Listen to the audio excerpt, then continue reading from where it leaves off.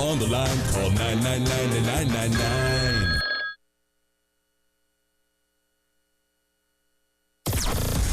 WNKT FM Eastover, Columbia. Congrats to the Gamecocks women on another national championship. A Cumulus media station.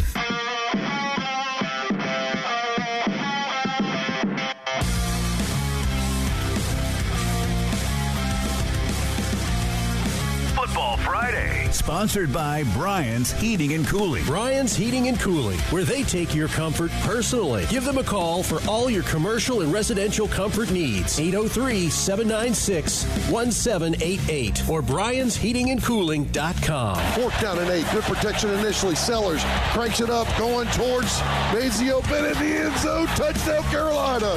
Touchdown, Mazio Bennett. Football Friday. On the Game Network. And don't forget to download the 107.5 The Game app.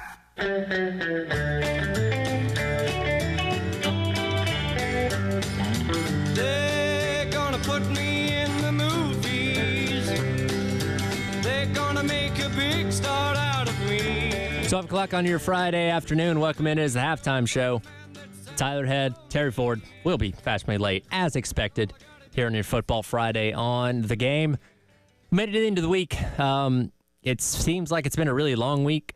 When you have a heartbreaking, frustrating kind of loss to Alabama the week before, it's a lot harder, I think, to put that game behind you compared to what we had the week prior, where you just got dominated by Ole Miss, to say the least. And that was a game that was over at halftime, maybe even before halftime, depending on who you ask. So that game was a lot easier to put behind by just saying, well, Carolina didn't go out there and play their best game, and it is what it is, and hopefully the next week's better.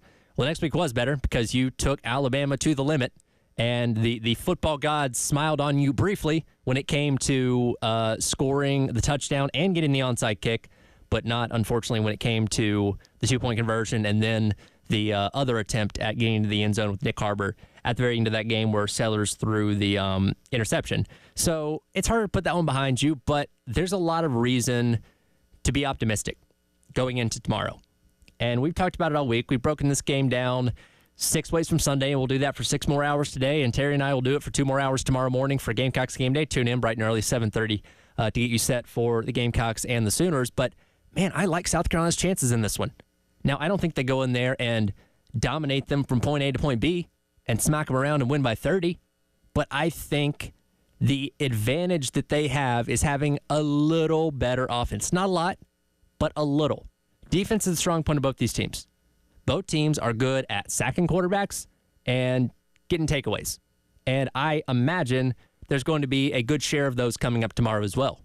But when it comes to the offense, I think Carolina has just a little bit more to get them over the edge here. Now, I predicted at the end of the Gamecock Central Takeover Hour presented by Firehouse Subs, I think this is a 17-10 game that the Gamecocks win. So there's never going to be a moment of comfort, right? Like you're always going to be on pins and needles because that other team is right there on your heels, and one play drastically changes the entire game, whether it be tying or taking the lead or whatever it may be. I think it's a game you're going to sweat for 4 quarters. I think it's going to be something that we don't see as often anymore in the SEC, but a throwback to SEC games of yesteryear where no team gets to 20 points and it's just a physical, grinded out, smash mouth defense type of game to where whoever makes 1 or 2 more plays on offense ends up walking away with the win. And I think Carolina's got the chance to do that. Now, there's so many similarities on what Carolina has on offense, and it starts with the quarterback. Because Carolina is still molding a young redshirt freshman quarterback in Lenore Sellers, who this will be the 7th game of the season, but will only be his 6th start because, of course, he got hurt halfway through the LSU game, didn't play against Akron. So this is only his 6th career start coming up on Saturday. He's still learning. Now, last week, we saw plenty of moments of him looking really good, looking great even at times, making plays. We also saw plenty of moments where he said, yeah, it's a redshirt freshman. That's a guy that's not started more than 10 games in his entire life. So how much of each are we going to see tomorrow? I think he's going to make plays. I also think he's going to make mistakes. Can he limit the mistakes to where they don't end up being detrimental like they were last week to South Carolina is one of the, if not the biggest factors and keys to this game tomorrow if South Carolina wants to escape Norman with a win and feel a whole lot better about the final 5 games of their year, trying to find, at that point, at least 2 wins to try and return to a bowl game? Yeah, look, this football game, we've talked about this for 2 days now, since it took a couple days to get off that Alabama thing. It's harder to swallow when you lose a game like that. Yeah, so the last couple days, we've talked about if you go in there and play clean, you should win because Oklahoma cannot move the ball to save their life. We're not exaggerating. This is a terrible offense. The offensive line, seriously, you should. It's like we should nickname them Easy Pass. Okay. They are awful. They can't run block. They have 1 yard before contact for running backs. I've lost track of how many sacks and pressures they give up. They make the South Carolina offensive line look like a Joe Moore Award winner. They are the worst offensive line in the SEC. It is the worst offense in the SEC. They can't run the ball because of the offensive line. The quarterbacks are getting pressured. All the wide receivers are hurt. And by the way, the quarterbacks, that's massive chaos. It's just craziness. Yep. It's just, wow. So that's one of the worst offenses in America. And we're not exaggerating. Defensively, we're going to go over this later, but defensively, they live on sacks and turnovers. That's what they do. Problem is, South Carolina's offense has also been living on sacks and turnovers at times. Oh, I think Wes had the perfect description. They're like the Spider-Man meme where he's pointing at himself because they're looking in a mirror, essentially. Yes. That is good. So if you can not hand the ball to the other team on Saturday, South Carolina, look, you got to get away from the logo. You got to get away from who they are, the schooner. You got to get away from all that mess. This is not who they are. I said this on the Gamecock Central. I picked South Carolina. I said, Baker Mayfield, Jalen Hurts, Kyler Murray, Bob Stoops ain't walking through that door. Yeah, same Barry Switzer's Oklahoma. This is not what you are used to with Oklahoma.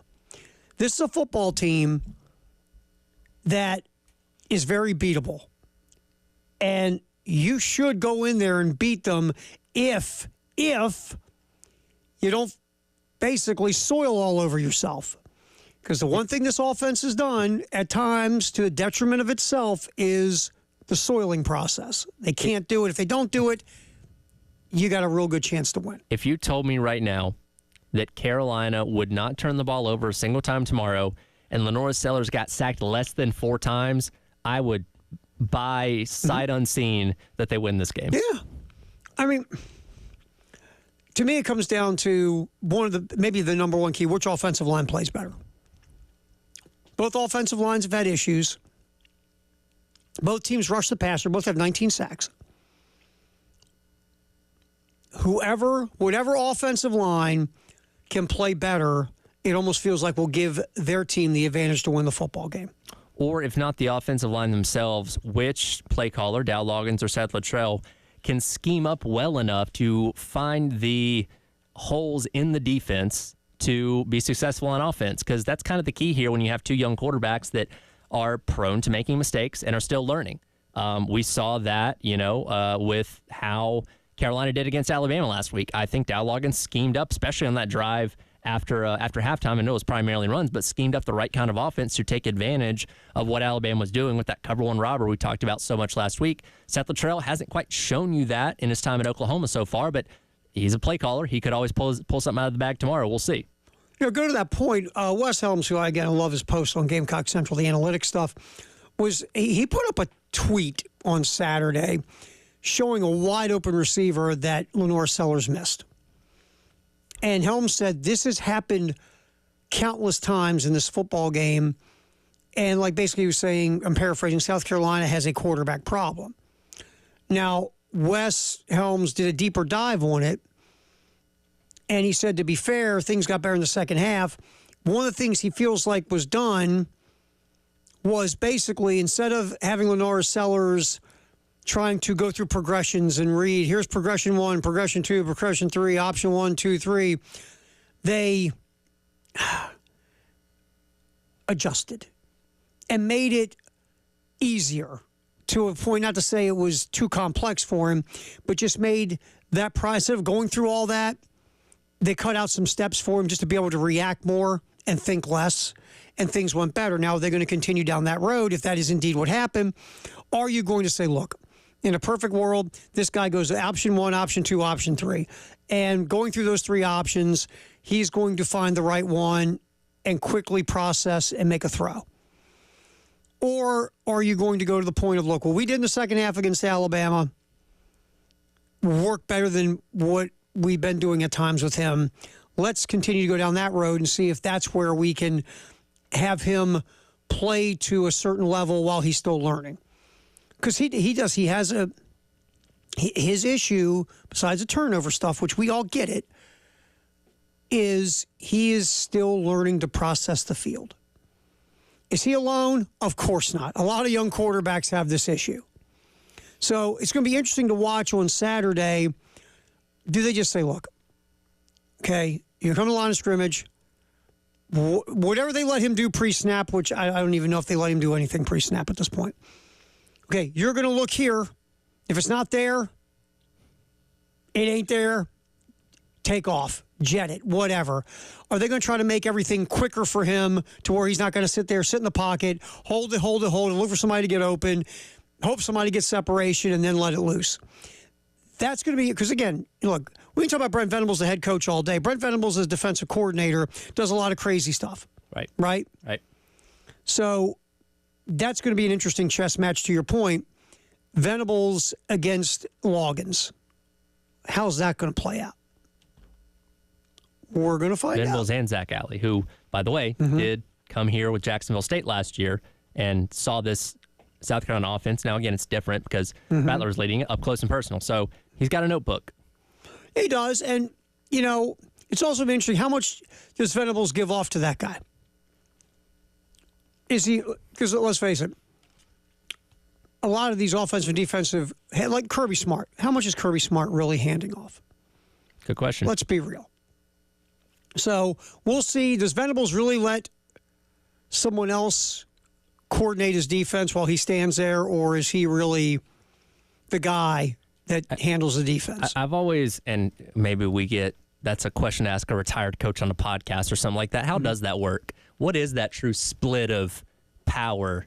Like, yeah, he's my coordinator, but is he really my coordinator? Right. Well, I said that about Garrett Riley.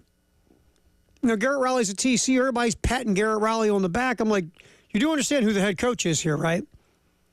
An offensive guru in whatever way, shape, or form, in Sonny Dykes. Yep.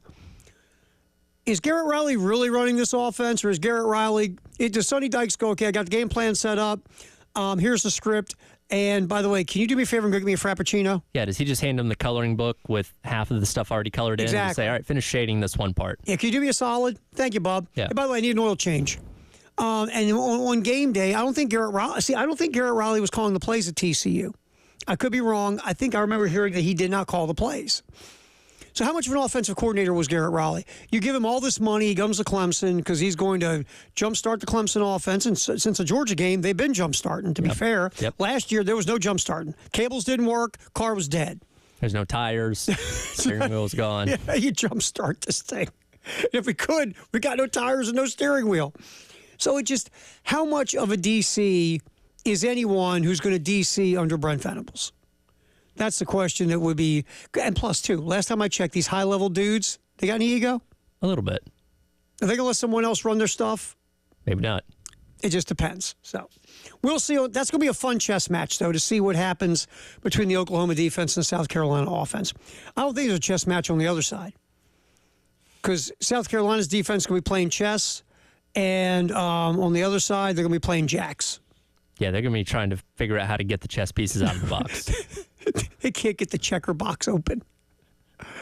So we will talk more about Oklahoma and South Carolina. Two things I want to hit on in the next segment. I want to give you some stats on two different quarterbacks. We're going to go quarterback A, quarterback B. And then we'll reveal quarterback A and B. Okay. We'll do that in the next segment. All right, halftime show. Terry Ford, Tyler Head. Happy you can be hanging around with us. We are rolling this baby up until 3. Then the postgame show with Jay and Elijah right here on the Game in Columbia, Florence, Myrtle Beach, Game TV, and the 107.5 The Game app. The Game Network. In Columbia. 107.5 The Game. In Florence. 100.5 The Game. In Myrtle Beach. 100.3 The Game. Here's what's coming up on The Game. The Gamecocks at the Sooners. Saturday, 7:30 a.m. pregame, 12:45 kickoff. Viewing party at O'Hara's Public House, Main Street in Lexington. From the Midlands to the PD to the beach. The Game Network. 107.5 The Game. Broadcasting live from the Herndon Chevrolet Studios. Take up to $20,000 off new Silverados. Stop by or shop online today and see why Herndon Chevrolet makes you smile. Together, let's drive. Hunting season is here, and that means it's ATV season at Carolina Honda Powerhouse. Honda Recons, Rangers, Foremans, and Rubicons are in stock and ready to ride. Two-wheel drive, four-wheel drive, manual, automatic, and all new colors. We've got them, and you can shop them all right on our showroom floor. Don't forget to ask about current finance and service specials. Visit Carolina Honda Powerhouse in Columbia. Just take exit 70 off I-20 and turn by the Flying J, or visit carolinahonda.com. Honda recommends utility ATVs for riders 16 years and older and recommends that all riders take a training course. This year, Roy and Dana Finley are shaking things up at AAA Heating and Air. For the next 12 months, they're telling their customers no. Get a new system purchase with no payments and no interest for an entire year. You heard that right. Purchase a new system now and make no payments for a full 12 months. So do what I did. Call AAA Heating and Air for your free estimate and tell them Jay Phillips sent you. AAA Air when you need us. AAA Heating and Air. Hey guys, Jay Phillips here with Ben Cato, third generation owner of Cato's Power Equipment. You hear me talk all the time about my awesome 30-inch Toro Time Master. It has made my yard work so much easier. I'm spending more time with the family on weekends. Neighbors are jealous of my yard most of the time. Guys, I just feel good when I'm behind that mower. I'm glad you do, Jay. You and I are different people. I love selling the equipment. I love working on the equipment. I don't really enjoy using the equipment, but hey, doesn't matter. You're a little lazy like me, or you wake up on the weekend super excited to mow your lawn. It's got to get done, right? All right, so why not get it done with the best tools possible? Do what I did. Visit the guys at Cato's Power Equipment. Let them show you all the ways they can revolutionize your grass cutting obligations. Whether you're doing it to keep the HOA happy, the wife happy, or you cut grass for a living. Big or small, any budget, Cato's Power Equipment is here to help. Visit Cato's Power Equipment today, 4012 West Beltline Boulevard, and always online at catospowerequipment.com. Bill Gunner for Dr. Dan Balknight and the Men's Clinic. Getting older is never fun. You start experiencing some symptoms that you're not accustomed to. Maybe it's brain fog. Maybe it's low energy level. Maybe it's lack of drive and motivation. But at the Men's Clinic, Dr. Dan Balknight is ready to help you with an individualized treatment that will treat your needs. So give them a phone call today, 803-875-MENS. Again, that's 803-875-MENS, or visit them on the web for more information, mensclinicsc.com. Get ready to smile because Herndon Chevrolet, your hometown Chevy dealer, is offering an amazing deal right now. Get up to $20,000 off new Silverados. Yes, you heard that right. Up to $20,000 off. Don't wait. Head over to HerndonChevy.com today and drive home in the truck of your dreams. Chevy, together let's drive.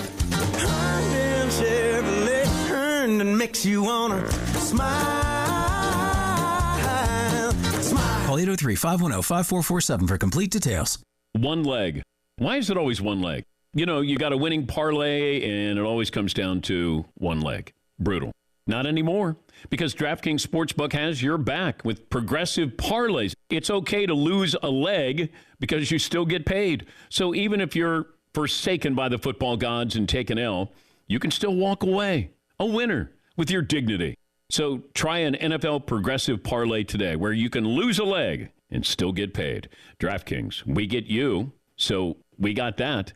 The crown is yours. Gambling problem? Call 1-800-GAMBLER. In New York, call 877-8-HOPE-NY or text HOPE-NY 467-369. In Connecticut, help is available for problem gambling. Call 888-789-7777 or visit ccpg.org. Please play responsibly on behalf of Boot Hill Casino and Resort in Kansas. 21 plus, age varies by jurisdiction, void in Ontario. See DraftKings.com/sportsbook for eligibility, terms, and responsible gaming resources.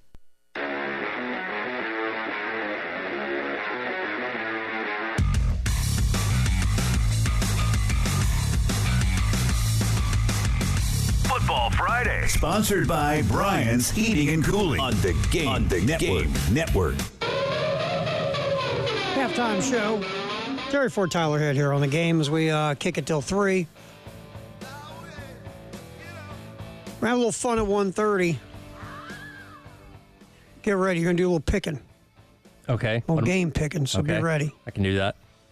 We're going to bring in an expert that works for one of these fancy wagering sites that's going to go up against us. And it's going to be up to you. Now, how much of my own money do I have to put forward?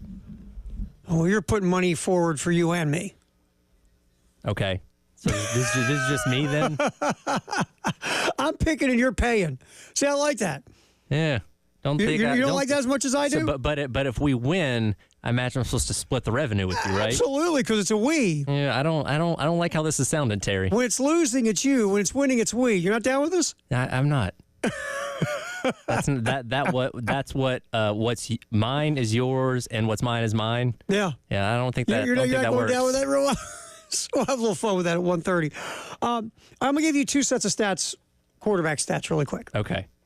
Quarterback A, throwing the football 10-plus yards down the field. Quarterback A has completed 42.8% of his throws with 5 touchdowns and 3 picks. Okay. Quarterback B, throwing the ball 10-plus yards down the field, has completed over 44% of his passes with 4 touchdowns and 3 picks. Okay.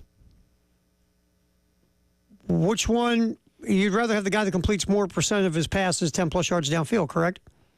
And you said he had 46% and he had more touchdowns, right? One has 44% and the other has a little bit under 43%. And the one's over. One higher also has more They're touchdowns. about a wash. They're about a wash on TDs and interceptions. So I would take the one that has more completions downfield. Quarterback A, who has the worst percentage throwing downfield, is Nico at Tennessee. Okay. The one that's a higher of the two is Lenore Sellers. How many people would believe you in Knoxville if you gave them that information? Probably none. They probably go, yeah, Nico isn't yet what we want, but he's not like that guy. No, he's completed less percentage down the field, 10-plus yards. He is closer to Lenore Sellers than he is to a Dylan Gabriel right now. I'll give you another one. Let me click on this, baby. Give me a second. Where is it at? Here we go. That stat, ESPN's total QBR, right? Which means everything a quarterback does to affect the game, blah, blah, blah, whatever it is. And they give it to some guy from Big Bang Theory, and he makes up some big formula. Sure. Total QBR in SEC play. You know who's got the best total QBR in SEC play? Is it something that's not obvious? Yes. Jalen Milroe's second. Okay. Is it Pavia? Yes! All right. Ding, ding, ding, ding, ding. Dude's been balling out. Diego Pavia of Vanderbilt has the highest QBR in SEC play. Jalen Milroe is number 2. Guy just got hurt. He's out for the year. Graham Mertz is at 3. This is going to make you laugh. Arch Manning is 4th. All right, so that is the top of the list of QBR. Okay. Do you know who's got the worst QBR in SEC play?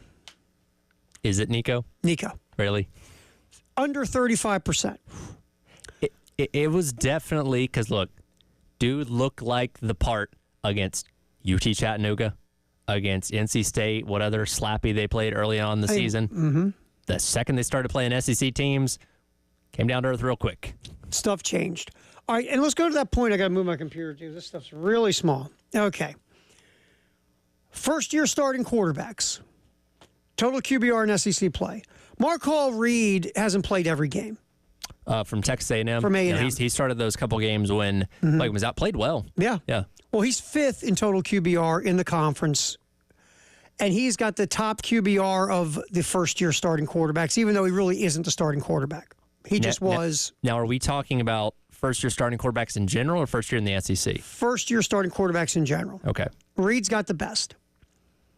Number 2, it's one game. Michael Van Buren, Mississippi State, tore up your Bulldogs. I don't know if he's a descendant of the president, but that was certainly a diplomatic performance he put on last week. Have you ever seen the Martin Van Buren portraits? I have. I'm also familiar with the Van Buren boys, as I referenced the other day from Seinfeld. And they're a mean bunch, I tell you what. So Van Buren's second, even though it's one game. Out of guys who have pretty much been starting, the next guy in line, third of those guys, Lenore Sellers, at 63.7 QBR. ahead of Michael Hawkins, Brock Vandagriff, and Nico. So I guess my point is this. Not trying to blow sunshine in your lower extremities by saying Lenora Sellers is wonderful. We've all seen the turnover issues, the issues in processing the field, holding the ball too long or getting rid of it too quick. We see all that stuff, right? Does fumbling count into your QBR? Or I think everything goes just passing? No, I think it's everything. Okay. So, yeah, Lenora Sellers is far from a finished product, and Lenora Sellers has to get better. No one's saying he doesn't. What I'm trying to point out here is all these guys have struggles. Sure. And they're all struggling in some way, shape, or form. Even the great Nico, who, by the way, 5-star kid, millions of dollars in NIL. Sure. Fancy offense, better receivers, better offensive line, better running game, and look at Nico's numbers. I think everybody is so... Because let's think about the history of college football for a second. For the longest time, and not just at quarterback, freshmen didn't really see the field a whole lot, or redshirt freshmen. Sometimes you had to be into your redshirt sophomore or your junior year before you saw serious playing time. But as we got into the 2000s, you saw an uptick in freshmen getting to play. You know, you had Tebow in his featured packages on that 06 Florida National Championship team. Then Tim Tebow came in, Johnny Manziel came in and set the world on fire in his first year in the SEC. So we always want to look at these guys that have a lot of billing, whether it be a 5-star, whatever they may be, as, man, is this guy the next Manziel? Can he be the next Tua in his first year as a starter? And those guys are the exception and not the norm. More often than not, you are going to struggle in your first year in the toughest conference in college football. And I think you said it perfect. Everybody wants Johnny Manziel. Well, you know why we remember Johnny Manziel? Because it's rare. Yes. If it happened all the time, there'd be a lot of Johnny Manziels. He was the first ever redshirt freshman to win the Heisman Trophy. Yes, and by the way, how did all that turn out? Well, and college career was great. That first year, the pro career, and 2013 was a really good year too. Pro career, we got Al Loggins. Exactly. Didn't go too great. Didn't go too well. My point is, we always want everybody to be like the outlier.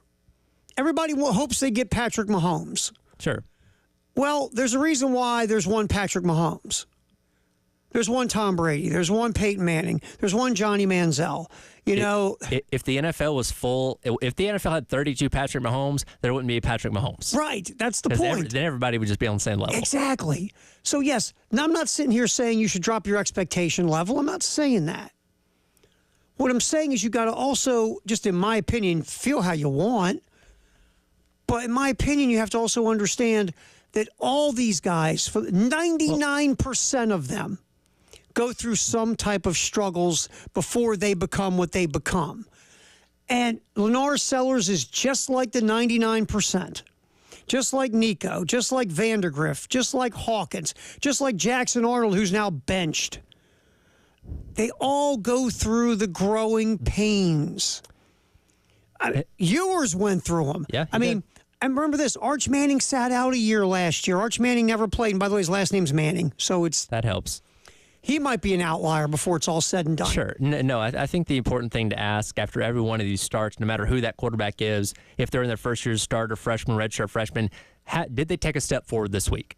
All right, he's in his 7th game, 6th game, whatever it may be. Did he look better this week than he did the week before? Because that's how you chart, okay, we're moving in a direction, or, well, he's starting to take steps back as we get deeper into the season. That's when you should be concerned. And, just the point of using Nico is, again, 5-star kid. Oh, he can't miss. Oh, look at this. Look at 6'6". Oh, my gosh. Look at that release. Look at that arm talent. Look. Oh, he's going to be in an offense. This offense screams big production. I mean, the offensive line's good. The receivers, the backs, and Nico's scuffling. The more time goes on, the more that I become a firm believer that arm talent might be the most overrated metric when it comes to measuring quarterbacks, because it's great. Like we talked about Joe Milton last year. It's great you can throw the ball 90 yards, bud, but if you're overthrowing your receivers by 10 yards, that's not going to win you football games. Accuracy, that is what I'm looking for in a quarterback. If you can only throw it 15 yards, fine. As long as you're accurate in those 15 yards, that's cool with me. I can scheme around that. And my thing with quarterbacks is not so much can you throw it 90 yards down the field. Do you have enough arm talent to make the throws? That's all I care about. Most important thing is accuracy, decision-making. And then this is looked at as a dirty word, but can you manage a game? Do you understand time, situation, down, distance? Can you think the game? So, A, you have enough arm talent to make throws? B, are you very accurate in tight windows? C, can you make the proper decision with the football? And D, can you manage the game? Joe Milton showed you why that talent is not as important as people want to make it out to be, throwing it a long way. Halftime show. I got another little set of stuff to throw at you there, Tyler Head, about this football game coming up next. Terry Ford, Tyler Head, halftime show on the game. From the Midlands to the PD to the beach. The Game Network. We all love streaking. I mean, streaming. Until we have to pay for it. But not when you stream the game. And how much does it cost? It's free. Just go to iTunes or Google Play and download the 107.5 The Game app. And stream for no charge. And listen for no charge. Hey guys, Jay Phillips here from Minuteman Press. As a business owner, it can be tough to get all of your office items and needs in one place, whether it's printing, signs, promotional products, or logoed apparel. The goal of Minuteman Press is to become your trusted partner and make promoting and marketing your business easy and less time-consuming, which is exactly why our offices and radio stations here at Cumulus Media trust their services. They can handle it all in one place, saving you time and money. At Minuteman Press, they design, print, and promote you. Learn more at mmpcolumbia.com. Enjoy Gamecock football Saturday at Columbia Craft Brewing Company on Green Street. Whether the game is home or away, Columbia Craft can be your tailgate headquarters. Enjoy a tasty treat from their lineup of local food trucks with any of Columbia Craft brews. Locally owned and operated, the enthusiasm Columbia Craft drinkers have for game days is awesome. Be there each Saturday to experience a new kind of tailgating. Columbia Craft is proudly distributed throughout the Midlands by KW Beverage. To try some of the brews handcrafted in Columbia, go to kwbeverage.com and hit the product hunter to find locations. This is Larry Leitner, owner and founder of Midstate Roofing, and for nearly 30 years, we've continued to be the proven leader in the roofing and waterproofing industry. Midstate Roofing's proven history is your assurance that our professionals at Midstate Roofing will provide the proper advice, service, and results to the needs of your facility in a manner both safe and pleasing to your operation. From high-rise to hospitals, manufacturing to industrial, Midstate Roofing designs and installs bonded systems with a protective guarantee that will keep your operation dry and running long into the future. 24 hours a day, 7 days a week. And this is Blake Leitner, reminding you to protect that roof with a maintenance contract. Call me today at 803-356-1919 or online at midstateroofing.com. That's midstateroofing.com. You'll speak to an on-call technician after hours or a Midstate Roofing staff member during hours at 803-356-1919 or online at midstateroofing.com. And as always, tell them Midstate Twins. If you have a leak, let Midstate Roofing take a peek. Hi, Jen here. Did you know you could earn up to 4.59% annual percentage yield with All South Federal Credit Union's premium checking account? That's 30 times more than the national average interest checking rate, which means more money in your bank account each month. Plus, they have 23 locations right here in the Midlands. Open an account online at allsouth.org or visit an All South location today to start earning more. All South is federally insured by the NCUA. What's up? It's Elijah Campbell from 107.5 The Game, here to tell you how you can cash in on your football knowledge this season with my friends over at Prize Picks. It's easy. Just download the app and pick more or less on at least 2 players for a shot to win up to 100 times your cash. Prize Picks is the only real money daily fantasy platform with an injury insurance policy, so you won't get punished if a player gets injured. Prize Picks invented also Flex Play, which means you can still cash out even if your lineup isn't perfect. And Prize Picks puts its members first, so all withdrawals are fast, safe, and secure. And when my picks hit, I get my money in as quick as 15 minutes. This season, I am all in on Jaden Daniels and Lamar Jackson, going more on rushing yards. I don't even really care what the number is, what the stat projection is. Both quarterbacks are fantastic runners. I'm going more on their rushing yards this football season, and you can too. Just download the app today and use promo code 1075GAME, 1075GAME, to get $50 instantly after you play your first $5 lineup. Prize Picks. Run your game. Powered by Integrated Media, The Game TV. Sponsored by Shepherd's Glass, a true reflection of quality. The Game TV. Sponsored by Shepherd's Glass. Bingo. All right, Bill, we're recording now. And please put your phone on silent. Oh, where is my phone? Let's go, man. Okay. Get it together over there, player. Go ahead. Pick on me the way that you want to. I wouldn't say that to my son. Just go. All right, why would people want to listen to the Sims Complete podcast? A father-son dynamic duo talking about the game of football. We do a lot of quarterback and coach talks. It's fun. I love doing this. It's been awesome. Sims Complete. Check us out on the Believe Network. Appreciate it. Just search Believe, BLEAV, wherever you listen.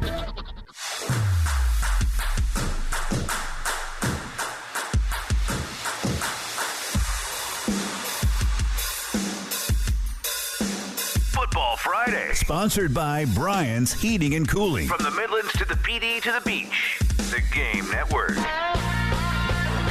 Oh, it's a Football Friday here on The Game. Terry Ford, Tyler Head, talking Oklahoma, South Carolina, in Norman. Gamecocks cruising into Oklahoma, 3-3. Sooners are 4-2, but it might be the most underwhelming 4-2 a fan base has ever experienced. No, this is a crossroads game for both teams. I brought it up in our buy or sell segment in the last hour, and I bought on this. Does the losing team miss a bowl game? And I think they do. I think either Carolina would be 3-4 coming out of this game with a tough slate to try and find 3 more wins, or Oklahoma sitting at 4-2 trying to find 2 more wins, and we'll get one against Maine. But Ole Miss, LSU, Alabama, and Missouri, that's not going to be easy. Oklahoma's schedule. If Oklahoma loses to South Carolina on Saturday, it's going to be hard to find win number 6. Just the way they're playing. And with South Carolina, you drop to 3-4. Yeah, you're going to beat Wofford. Sure. But now you got to basically split your other ones. Because even the Vandy game's not a gimme anymore. It's not. On the road in Nashville. The way they're playing, I mean, they went to Kentucky and won, man. They did. Just like South Carolina did. I thought they were going to have a hangover and they were going to drop one there, but no. Nope. But they're 4-2. They got Ball State tomorrow. They should win that. 5-2. 5-2, man. They haven't seen wins like that Who since would the have Franklin thought, years. Ready? Vanderbilt might be bowl eligible before half the SEC. Who is the first person to mention the words Vanderbilt and playoff in the same sentence? It's going to happen. They've only lost 2 games, They've only man. lost 2 games, and one of them was out of conference. Right. So technically speaking, they're still in the mix for Atlanta. Now, does this mean was it Georgia Southern beat them, right? Or Georgia State. By the way, and Georgia State whooped them. Proud Georgia State alumni here. Yeah, and when have you ever brought that up? Just now. I actually tried digging out my Panthers shirt after that game, and I couldn't find it. The one piece of Georgia State memorabilia that I have. It's so fun. So does this mean Georgia State's better than Alabama? By the transit of property, of course. Mm-hmm. See, every year at the end of the college football season, they have what's called the circle of suck, where you take, okay, this team beat that team, and it always ends up being like, well, technically speaking, Western Michigan's the best team in all of college football. I love that. It's one of my favorite things. I love that. All right, Shane Beamer on Carolina Calls last night. A bunch of different stuff. We're going to focus on what I think is a huge key in this football game, the South Carolina offensive line versus the Oklahoma defensive line. Cut 7, Tyler. Our offensive line against their defensive line, we got a big challenge, and I like our matchup for sure. But this is a really good defensive line that we're going up against. They're big. They've brought in a transfer from TCU that's a good player. They've recruited well at that position. They can rush the passer. They've got some guys on the edge that can really go. So they're really good on defense. And Coach Venables obviously is a defensive guy, and they make things really, really tough for you. Just the amount of defense that they throw at you. I don't know how they coach it all. They do so much, and it's impressive to watch. But we've had a good week and feel good about our plan and looking forward to going out there and competing. Okay. Oklahoma, we hear about Brent Venables. He does these 7,000 different things on defense. Remember him at Clemson, and oh my gosh, Brent Venables and Oklahoma's defense. You think Oklahoma hasn't given up a point all year? They've given up a few. Let's just take a step back for a minute. Oklahoma in total defense, 11th in the SEC total yards. Yeah. No 6th? Defensively? Carolina. South Carolina. Yep. Oklahoma, run defense. I mean, they're so good. Nobody must have gained a yard on them all year, right? Yeah. 9th in the conference. You know who's 6th? Carolina. Which, can I add to that stat? Mm-hmm. So they shut down the non-conference teams they played on the ground. Since conference play began for them, they've allowed over 140 rush yards in each game. Wait a minute. Not Oklahoma. Yes, not with Brent Oklahoma. Venables. Yes, Oklahoma. Oh, okay. Whoa.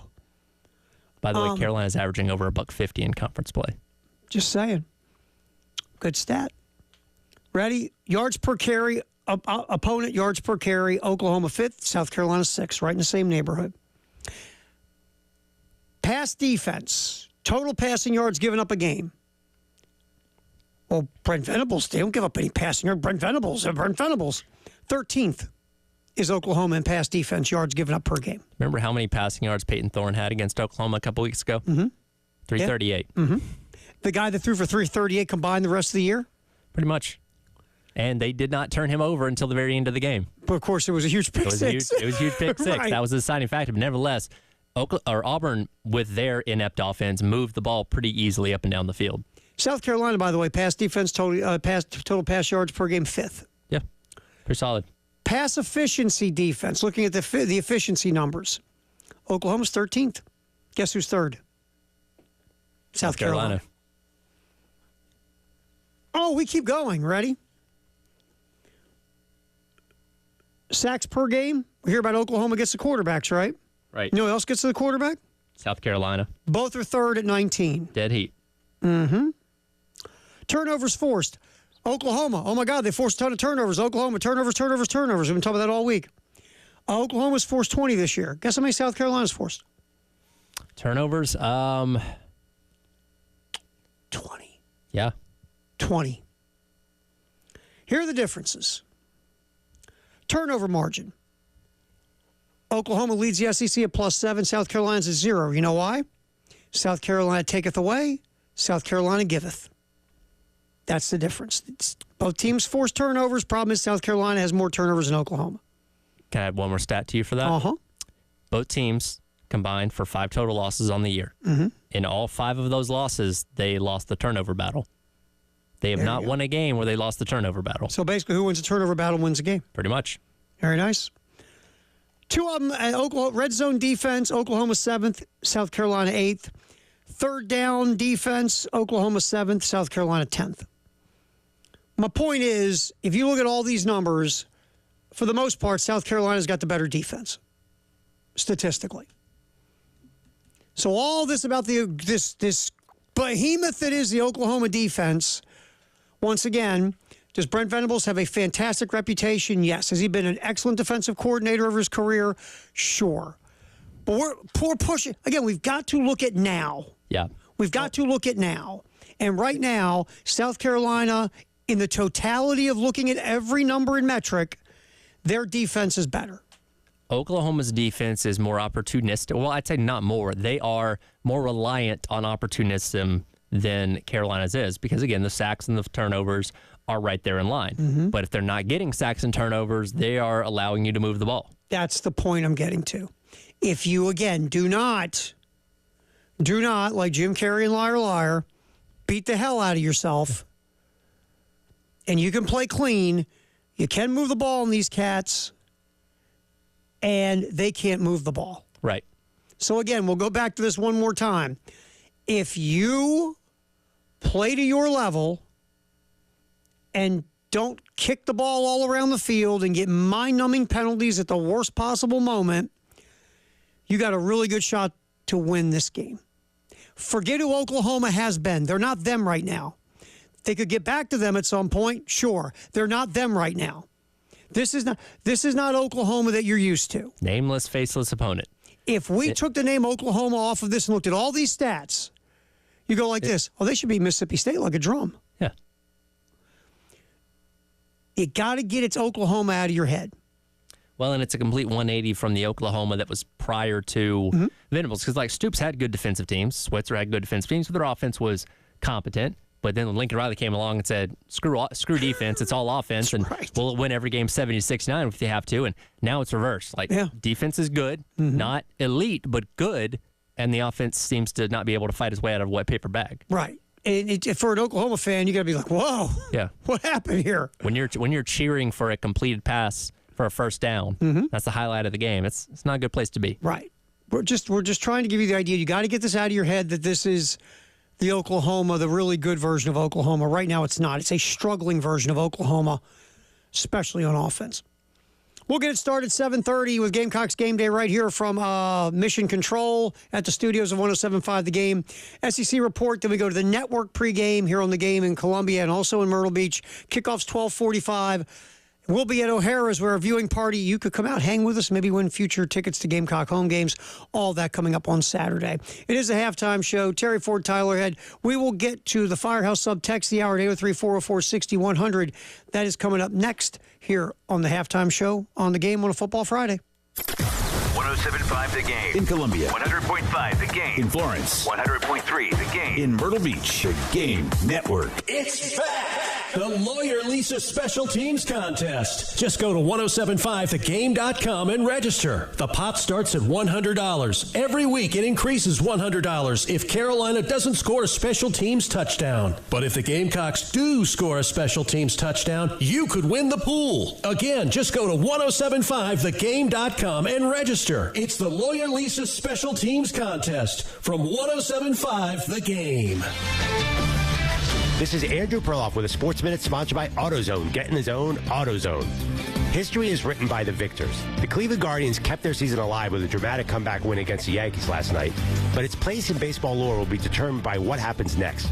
If Cleveland comes back from a 2-1 series deficit, it's an all-time game. If the Yankees advance, it's an incredible moment that will ultimately be forgotten. I'm Andrew Perloff.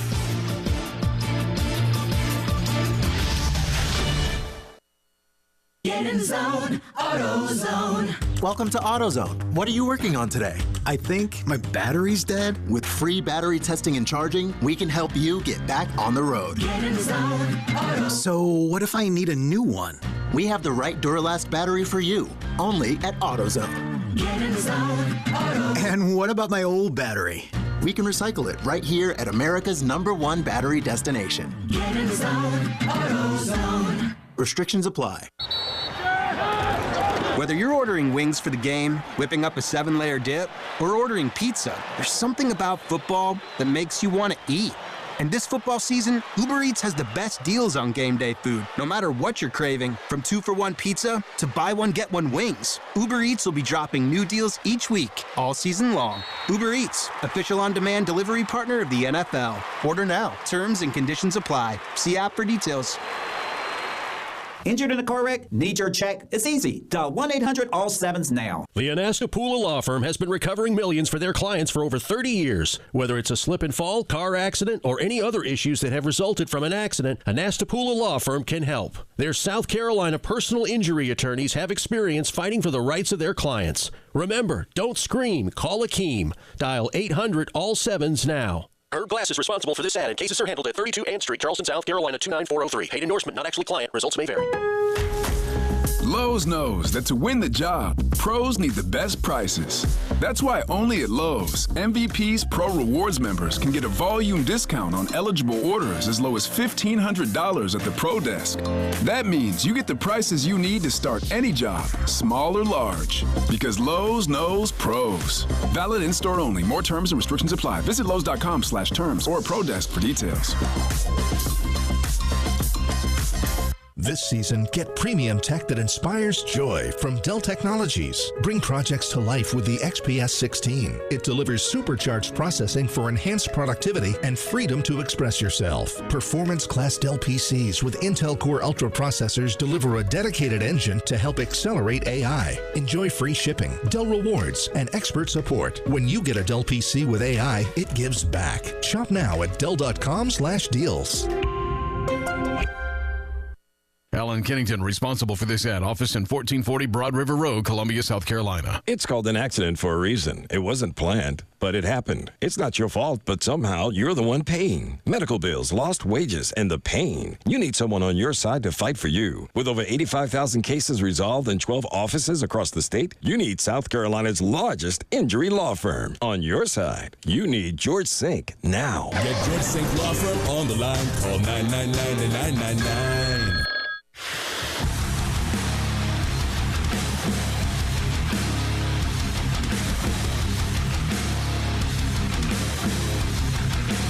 Football Friday. Sponsored by Brian's Heating and Cooling on the Game Network.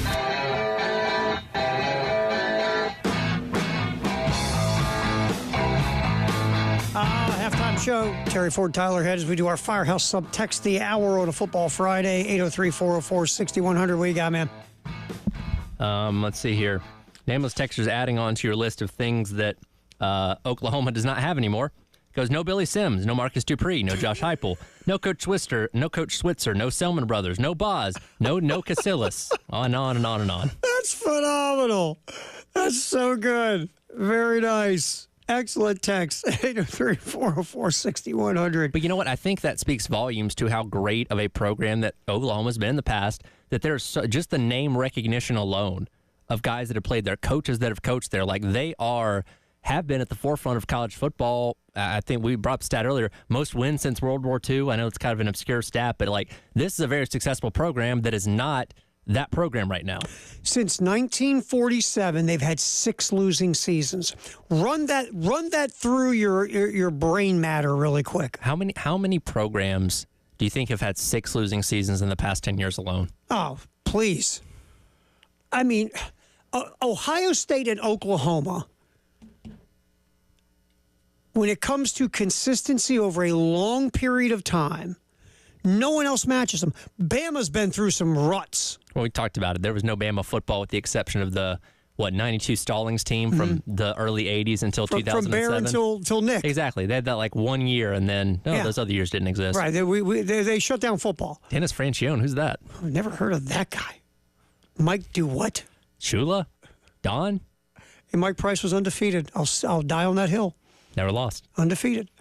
So, yeah, Ohio State and Oklahoma are by themselves when it comes to length of time of consistency at a high level. They are blue bloods by the very sheer definition of blue blood. And their history backs it up. I mean, even if you go Southern Cal, they've had some bad times. They have. But Ohio State and Oklahoma are just a different animal when it comes to high level of consistency year by year. Which, again, I think going back to our conversations in the offseason when we were looking at the schedule, and yes, it does also add in the fact that they were a 10-win team a year ago, we said, oof, trip to Norman. After playing Ole Miss, after going on the road to Alabama, I don't know if Carolina's going to win that one. And now here we are talking about there's no reason why they should lose this game.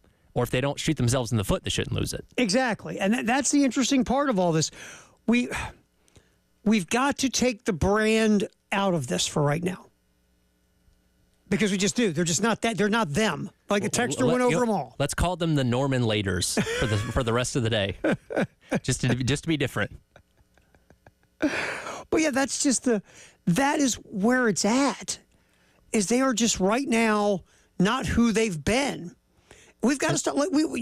I've been screaming about this for Florida for the last couple of years. Stop looking at Florida like Urban Meyer and Steve Spurrier on the sidelines. They're not. Sunbelt Billy is coaching this team. It's not the same. But we fall into this brand love. We finally got over the fact that Nebraska's not Nebraska. How long did it take us to realize Nebraska's not Nebraska anymore? Well, here's the thing, is I have no cognitive memory of Nebraska being Nebraska, so I've never thought of them as a high-level program. Right. But there are some people that are still married to that 1990 Nebraska team. Yeah. 1990s Nebraska team. I think Matt Rule will get Nebraska back to being a winning program that goes to bowl games and has good seasons. Because Matt Rule's a very good college football coach. And this year they've lost, one game? Or 2? Yeah, they lost 1. And by the way, they got a big one. They're rolling into Bloomington this week. By the way, they thought that was going to be a layup in the offseason. Oh. They were chalking that they were going to be undefeated going into the Ohio State game, I think next weekend. Look at the first-year coaching job at Indiana. Coach Siggs, man. Comes from James Madison. Brought a bunch of different guys, some guys with him from James Madison. Yeah. And undefeated. Undefeated. We had to pick that game for Gamecock Central. My first thought was to take Nebraska, but the more I looked at it, I took Indiana at home. Coach Siggs, man.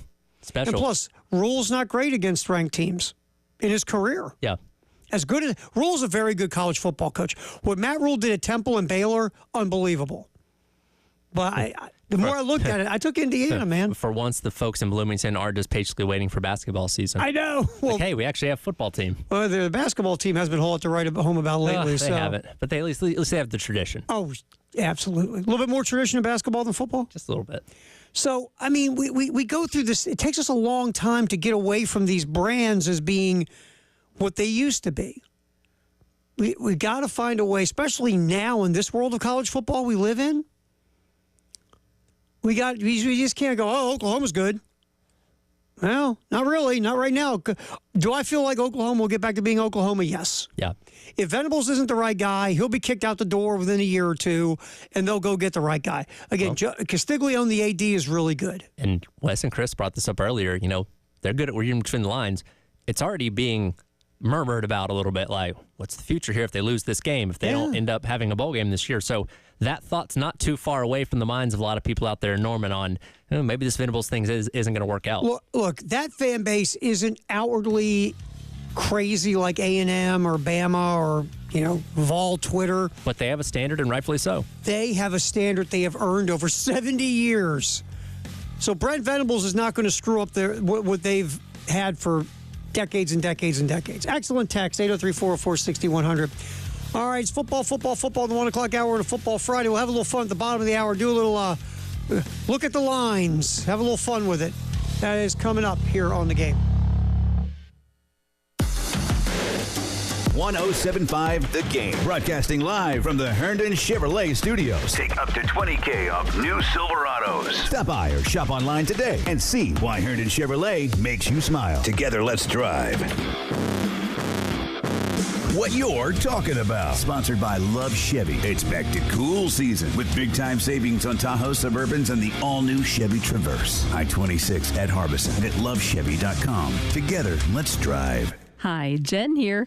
Did you know you could earn up to 4.59% annual percentage yield with All South Federal Credit Union's premium checking account? That's 30 times more than the national average interest checking rate, which means more money in your bank account each month. Plus, they have 23 locations right here in the Midlands. Open an account online at allsouth.org or visit an All South location today to start earning more. All South is federally insured by the NCUA. I'm Rick Julius, a partner at Cordell & Cordell. Divorce is more than just a legal process. It's a life-changing event that can impact your future, finances, and your relationship with your children. You've worked hard to build a life that you're proud of, and you deserve a legal partner who will work just as hard to protect it. Schedule an appointment with one of Cordell & Cordell's Columbia area attorneys. Rick Julius, licensed in Pennsylvania only. 1201 Main Street, Suite 840, Columbia, South Carolina, 29201. CordellCordell.com. Pete Elwine Pool and Spa is the place for all things swimming pool and hot tub. Need a new vinyl liner? This is the perfect time of year to have your faded or worn out liner replaced. Call or come see us to repair, replace, or upgrade your existing equipment. Want to cover your pool to keep out all those fall leaves? A new safety cover is the answer, and it's safe for the kids and pets. That's Pete Elwine Pool and Spa, 5541 Sunset Boulevard. You'll find us on Facebook or online at PeteElwinePools.com. Enjoy Gamecock Football Saturday at Columbia Craft Brewing Company on Green Street. Whether the game is home or away, Columbia Craft can be your tailgate headquarters. Enjoy a tasty treat from their lineup of local food trucks with any of Columbia Craft brews. Locally owned and operated, the enthusiasm Columbia Craft drinkers have for game days is awesome. Be there each Saturday to experience a new kind of tailgating. Columbia Craft is proudly distributed throughout the Midlands by KW Beverage. To try some of the brews handcrafted in Columbia, go to kwbeverage.com and hit the product hunter to find locations. We keep the clutter out of your gutter. Call on the gutter man. The Guttermen have been providing top-notch service throughout the Midlands for over 47 years, building their business on relationships, not gimmicks. And you can call them locally, not a 1-800 number. Call them today at 791-7147 and look for the guys in the powder blue trucks. We keep the clutter out of your gutter. Call on the gutter man. At Midlands Orthopedics and Neurosurgery, we realize that unexpected orthopedic injuries require easy access to specialty care. That's why we now offer the HURT mobile app to give you live expert advice 24 hours a day, 7 days a week for free. With the HURT app, you're never alone with your injury, and a team of experts is just a tap away. Download the free HURT, that's H-U-R-T, mobile app from Midlands Orthopedics and Neurosurgery today. Hey, this is Ray. And Mary Ann with Absolute Glass. And we're happy to have been voted Lexington's best glass store for 15 years in a row. Many drivers are unaware that your cracked windshields can be replaced, usually at absolutely no cost to you. If all the high-end car dealerships in town can trust us to do their glass needs, so can you. We service the Midlands both at our shop in Lexington, but we are also happy to come to you at home or work. Find us online at AbsoluteGlassInc.com. And remember, if you can see through it, we can do it. Got something to say? Ring us up on the Love Chevy phone line at 803-404-6100. 107.5 The Game in Columbia. 100.5 The Game in Florence. 100.3 The Game in Myrtle Beach. The Game Network. WNKT FM, Eastover, Columbia. The home of the national champion Gamecocks women's basketball team. Congrats, y'all. A Cumulus media station.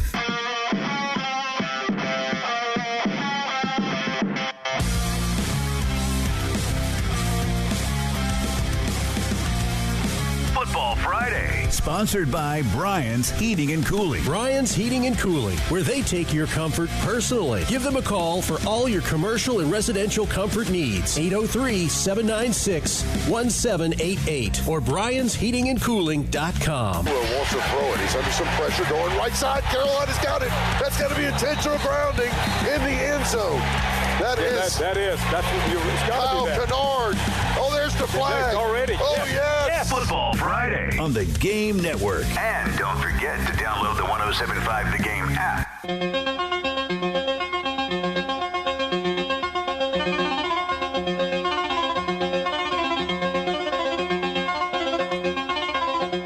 Halftime show on a Football Friday. Terry Ford, Tyler Head here on The Game. Lawyer Lisa Special Teams Contest, $700. All you do is go to 1075thegame.com. You look at that little flippy thingy on the top when it says Lawyer Lisa Special Teams Contest 2.0. You click on it, fill out the form. It'll take you, 14 seconds roughly, Tyler? Yeah, something like that. Hit submit. You can time yourself. You know what? We should time people and see who can fill it out the quickest. Maybe there's a prize. It doesn't increase your chance of winning, but... Not really. Yeah. It's a test.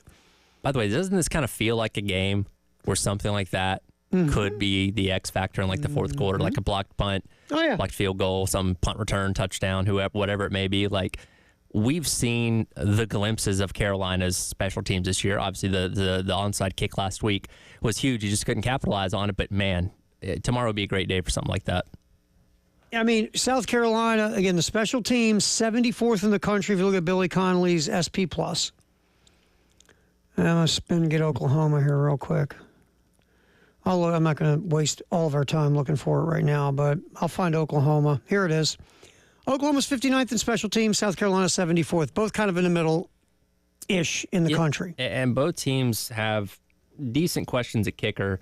We've obviously talked plenty about, Alex Herrera here and the kicks that he's missed and, his inconsistencies just get a little bit longer there. But Tyler Keltner is 7 or 9 on the season for them. He missed a field goal last week against Texas that could put them up 6-0. He has a long of 50, but he's only 2 of 4 between 40 and 49. So we could see some missed field goals tomorrow. Yeah, anything outside of 40. Ooh. So again, Lawyer Lisa Special Teams Contest, $700. If there is a special team score by South Carolina, 7:30 Monday morning, early game, we'll draw a winner. And it could be you, but you got to fill out the little form. Go to 1075thegame.com. All right, we're going to get some Shane Beamer in here in a minute, Tyler. We're going to snag Shane talking about Lenore Sellers. We're going to talk about Lenore Sellers and holding the ball too long. And, again, coaching quarterbacks not to take sacks. We'll get those two cuts here in a second. First, I just want to finish up this thought. We were talking about Oklahoma's had 6 losing seasons since 1947. Right. I went back during the break. Ohio State since 1948. The great Wes Fessler was the head coach. Since 1948. Guess how many losing seasons Ohio State has had? Now, they've had them. How many? 5. 2. Oh, my God. I was like, I can't remember a single season of my lifetime where they had a losing record. There's one in your lifetime. There's one in my lifetime. Luke Fickell. Oh, when he right. came in for Tressel. Went 6 and 7. They don't acknowledge the Fickell year. Well, it's sort of like Matt Doherty at North Carolina for basketball. Yeah. Anything between Bear Bryant and Nick Saban, Yeah. the Fickell year never happened. Well, and, by all accounts, he shouldn't have had to have been the head coach that year if, the Tressel stuff didn't happen, which, by the way, in hindsight, how silly does that look now? How stupid is that now? But, ideally, Tressel would have still been there in 2011, but I forgot about that. Luke Fickell did 1 year underwhelm as the coach at Ohio State, though I think he was in over his head. He wasn't ready. Well, he wasn't ready. He got handed a plate of what. And all sanctions and scholarship limits. And, suspensions. hey, go out there and compete in the Big Ten with half a team. And by the way, looking back, that 6 and 7 might have been a pretty good coaching job by a guy that wasn't really ready. And obviously he's worked his way back, and now he's at Wisconsin. So, he had the chops to do it, but that was just too much to take on for a first-time head coach. Dude, coach Cincinnati, the college football playoff. That's right. I mean, so Luke Fickell, and you'll remember this one, Tyler. I'll never forget it. Ohio State went 3-5-1 under Woody Hayes in 1959. Oh, yeah. I remember like that? Yesterday. my dad was 2 when that season happened. My dad wasn't even 10 yet, I don't think. My dad's a little older than yours. And so 2011 and 59? Yeah. That's it since 1948. Jeez. You wonder why they have no patience for anything except excellence. But it's not like we said a moment ago, it's not like the unbridled crazy of like Florida. It's different. Like it's more, I don't know if respectful is the right way. Respectful arrogance. Am I on the right track here? Is that a good way to phrase it? Yeah. Ready? Since 2002, take away COVID year. Since 2002, they've had one season where they didn't win double-digit games. That was Venable's first year. No, I'm talking about Ohio State. Oh, sorry, Ohio State. So yeah, the Fickell year. Tressel had a year of those two. Fickell 6 and 7, and Tressel had an 8 and 4. Yeah. So this millennium started off rough. 8 wins by Cooper, 7 wins by Tressel. Then they went on a run where they since 2002, Tressel went 14-0, and they won a national title with that interference call in the end zone that wasn't an interference call. Wait a minute, we can't have Miami win this game. Throw a flag. We hate Miami. Since 2002, Ohio State's only had 2 seasons where they didn't win double-digit games. Insane. It's insane. I mean, this thing is craziness. And I know we've dogged on Ryan Day for his inability to beat Michigan these past couple of years, but they'd never been more than an arm's length away from the college football playoff. Obviously, winning the first one in 2014, multiple trips since then. And when they don't get in, like last year, they made the Cotton Bowl and just put in a lethargic performance against Missouri because that year was a failure for them. Take away the Luke Fickell year. Since 2005, they've been, and the 2013 Urban Meyer year, they've been ranked at the end of the year in the top 10 every year. Doesn't surprise me. So Oklahoma and Ohio State, this level is so much higher than everybody else's when it comes to high-level consistency over 70 years. Crazy. Just want to finish up that point. All right, Shane Beamer, as we get ready for South Carolina and Oklahoma.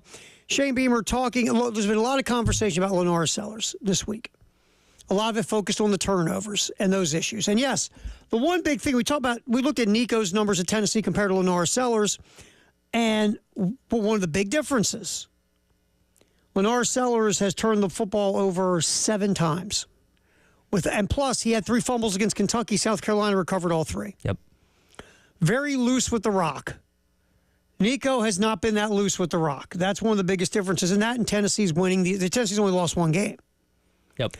If we were sitting here right now looking at Lenora Sellers with these same turnover problems, but South Carolina was what they should be 5-1, we wouldn't be going after it as hard as we are. We'd say, hey, this dude's got to clean it up. Yeah. They're winning despite it. I was going to say, despite the fact that he's making these mistakes, they're still finding a way to win. But, yeah, when you end up coming up short in those 2 games, specifically to LSU and Alabama, it changes that narrative a little bit.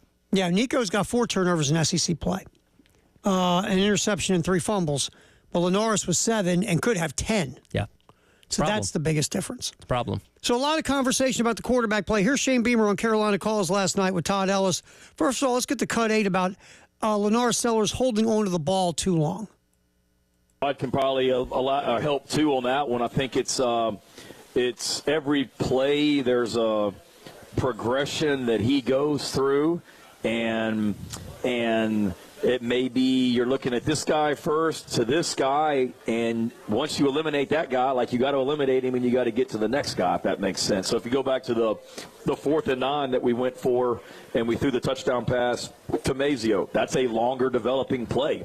We had the outside guy that cleared it out with like a post, and Mazio was the inside guy, and he basically ran a corner route and then turned up. That takes time to develop. So you want him to be able to hang on to that ball. Kudos to our offensive line for being solid in protection. But then there's other times where, okay, understand the situation. Are they bringing pressure? Are they not bringing pressure? And that guy may not be there, so let's just dump it down to the back right now and let him run. So it's a combination of Lenoris not hanging onto the ball too long, and if he is, making sure he's doing it with good ball security. But then also everybody else doing their part, the offensive line. There may be times where there have been times where we had a max protection, and he should be able to hang on to it for a while because we're blocking with 7 guys, and maybe there's a breakdown and he gets hit before he should as well. But is there? The other thing is receivers getting open, obviously, creating separation. If your receivers aren't getting open, you can't really force the ball into coverage because a lot of times that gets picked. And that's what we call coverage sacks, which is, he's waiting, nobody's open, and boom, then he gets hit. And obviously it doesn't help when you have a poor offensive line. So there's a lot of factors that go into it. It's not, there's no perfect science to breaking down what it is when it comes to sacks, but there are times when he is not making the best choice when it comes to holding on to the ball because nobody's getting open, nobody's going to get open. Get rid of it, run, whatever you got to do. Just, don't take a sack in that instance, but there are other times when you should take the sack, which is, again, the push and pull of this. Yeah, and that's the thing is, you go through your progressions, no one's open. Okay, now you got to make a play. Yeah. That's what you have to do. Now, you have to make a play. And sometimes that doesn't mean you go out there and run for the first down. No. Maybe you just flush the pocket, and Pavia did a really good job of this against Bama a couple weeks ago, just running, seeing until if somebody can gets get open. open. And guys were able to do that. He's able to find them. And if nothing happens after a few seconds, throw it away and live to fight another down. And that's what it is. It's go through my progressions, no one's open. All right, now, depending on where, and then I get out of there, and I start to move. Now my receivers are in the scramble mode. And maybe because they go into scramble mode because I've left the pocket and the defense now has to account for me, I keep my eyes up, all of a sudden scramble mode, receivers open. Boom, now I got to play. Or I get out of there, nobody's still open, and I see green grass in front of me, now I take off. Or, to your point, scramble, no one's open, I'm moving, here they come, I'm throwing the ball in the parking lot. Right. That's where it's got to get. And that just takes time. I tell you the one thing with me, though, and all these things are correctable with experience and development. The one thing that we don't talk about enough, it's brought up occasionally, is feeling rush, pocket presence. Yeah. Feeling the heat coming, stepping up, stepping out. We've seen times where you're watching it and you're going, move, dude, here they come. Yeah, move, don't be a statue. Move, and you get hit. And look, I didn't get a chance to watch him at South Florence, but from all accounts, he was probably the best athlete on the field more often than not. And when you're that dude in high school, you can kind of do what you want out there, and usually it ends up working. Running, flushing the pocket, scrambling, letting things develop downfield, obviously throwing guys open, those kind of things. So maybe he didn't have to worry about that as much when he was in high school. But again, you're at a different level, and it can take a while to break those habits. You can tell yourself, I'm not going to do that, I'm not going to do that. But when you're in the midst of a game, and that panic button starts going off in your head, you're going to revert back to what your muscle memory knows, which if he was doing that in high school, maybe that's why he's doing this now. You know what? It's tough to stop being Superman. Yeah, it's a good way to put it. When you've been Superman, all of a sudden, it's sort of like, you watch these like Batman's Batman. He's cool. He's got, he's got the car, got the Bat Cave, you got your little utility belt. But then all of a sudden, here comes Captain Marvel. Superman. I am always weary, and this can account for any position, but especially quarterbacks that come from lower classifications, because I can tell you, if you're playing 1A football, this isn't the case for the North Sellers, I'm just saying, if you're playing 1A football anywhere in the Southeast. Isn't that Vandergriff? Yeah. Wasn't that Vandergriff? So Vandergriff played 1A private in high school at Prince Avenue Christian, and dude was head and shoulders taller than everybody else. Mm-hmm. His leading receiver was, I think his name was Ben Johnson. I think he was like 5'8", like little guy, but he was the biggest guy and the best athlete on the field, and he smoked people. Mm-hmm. But I always worried when he got to college, how was that going to translate? Because everybody's a great athlete on the field now. You can't just rely on your own abilities to win out every single time, and some guys can't make that adaptation. And again, not saying this is Lenore Seller's case here necessarily, but he's facing a much higher level of competition across the board than you've ever seen in high school. Yeah, there's occasional guys here and there that played at the next level, but I doubt he faced an entire team of those guys. Well, that's the thing. You got to understand that you can't be Superman anymore. You got to understand there's a lot of Supermen on the field. And the kid Ty Simpson at Alabama is the same thing. He played lower level high school football in Tennessee, and now he's jumped to the SEC. And he was a 5-star kid, but when they gave him his opportunity last year, did nothing with it. No, and there's a learning curve on all of this. And you come in and you got to learn. Okay, what I did in high school, I can't do now. So I've got to learn to take these talents I have, and now I have to adjust. There are times I can be Superman. There's times I got to be Clark Kent. It's very simple. All right, bottom of the hour, we're going to have a little fun with the line and the wager in college football and the NFL. We'll explain more about that in just a minute. We'll come back. We're going to hear from some SEC coaches as well on the halftime show. It's football in the 1 o'clock hour on a Football Friday. Terry Ford, Tyler Head on the game. The Game Network in Columbia. 107.5 The Game. In Florence. 100.5 The Game. In Myrtle Beach. 100.3 The Game. Here's what's coming up on The Game. The Gamecocks at the Sooners. Saturday, 7:30 a.m. pregame. 12:45 kickoff. Viewing party at O'Hara's Public House, Main Street in Lexington. From the Midlands to the PD to the beach. The Game Network. 107.5 The Game. Broadcasting live from the Herndon Chevrolet Studios. Take up to $20,000 off new Silverados. Stop by or shop online today and see why Herndon Chevrolet makes you smile. Together, let's drive. You're looking to change your life if you're in the manufacturing field. Maybe you feel like you're at a dead end. Maybe I'd like to get paid more. I'd like to be treated better. I want more time off. I need more things in my life that make sense for me, and I want a bunch of folks who care about me. If you've been thinking about all those things, maybe, just maybe, you should take a look at Winland Foods. Because right now, they're hiring. If you've got a year's worth of manufacturing experience and you have your GED or high school diploma, just go to winlandfoods.com/careers. Fill out an application. Currently, they have openings for multi-craft maintenance techs, press operators, packaging operators.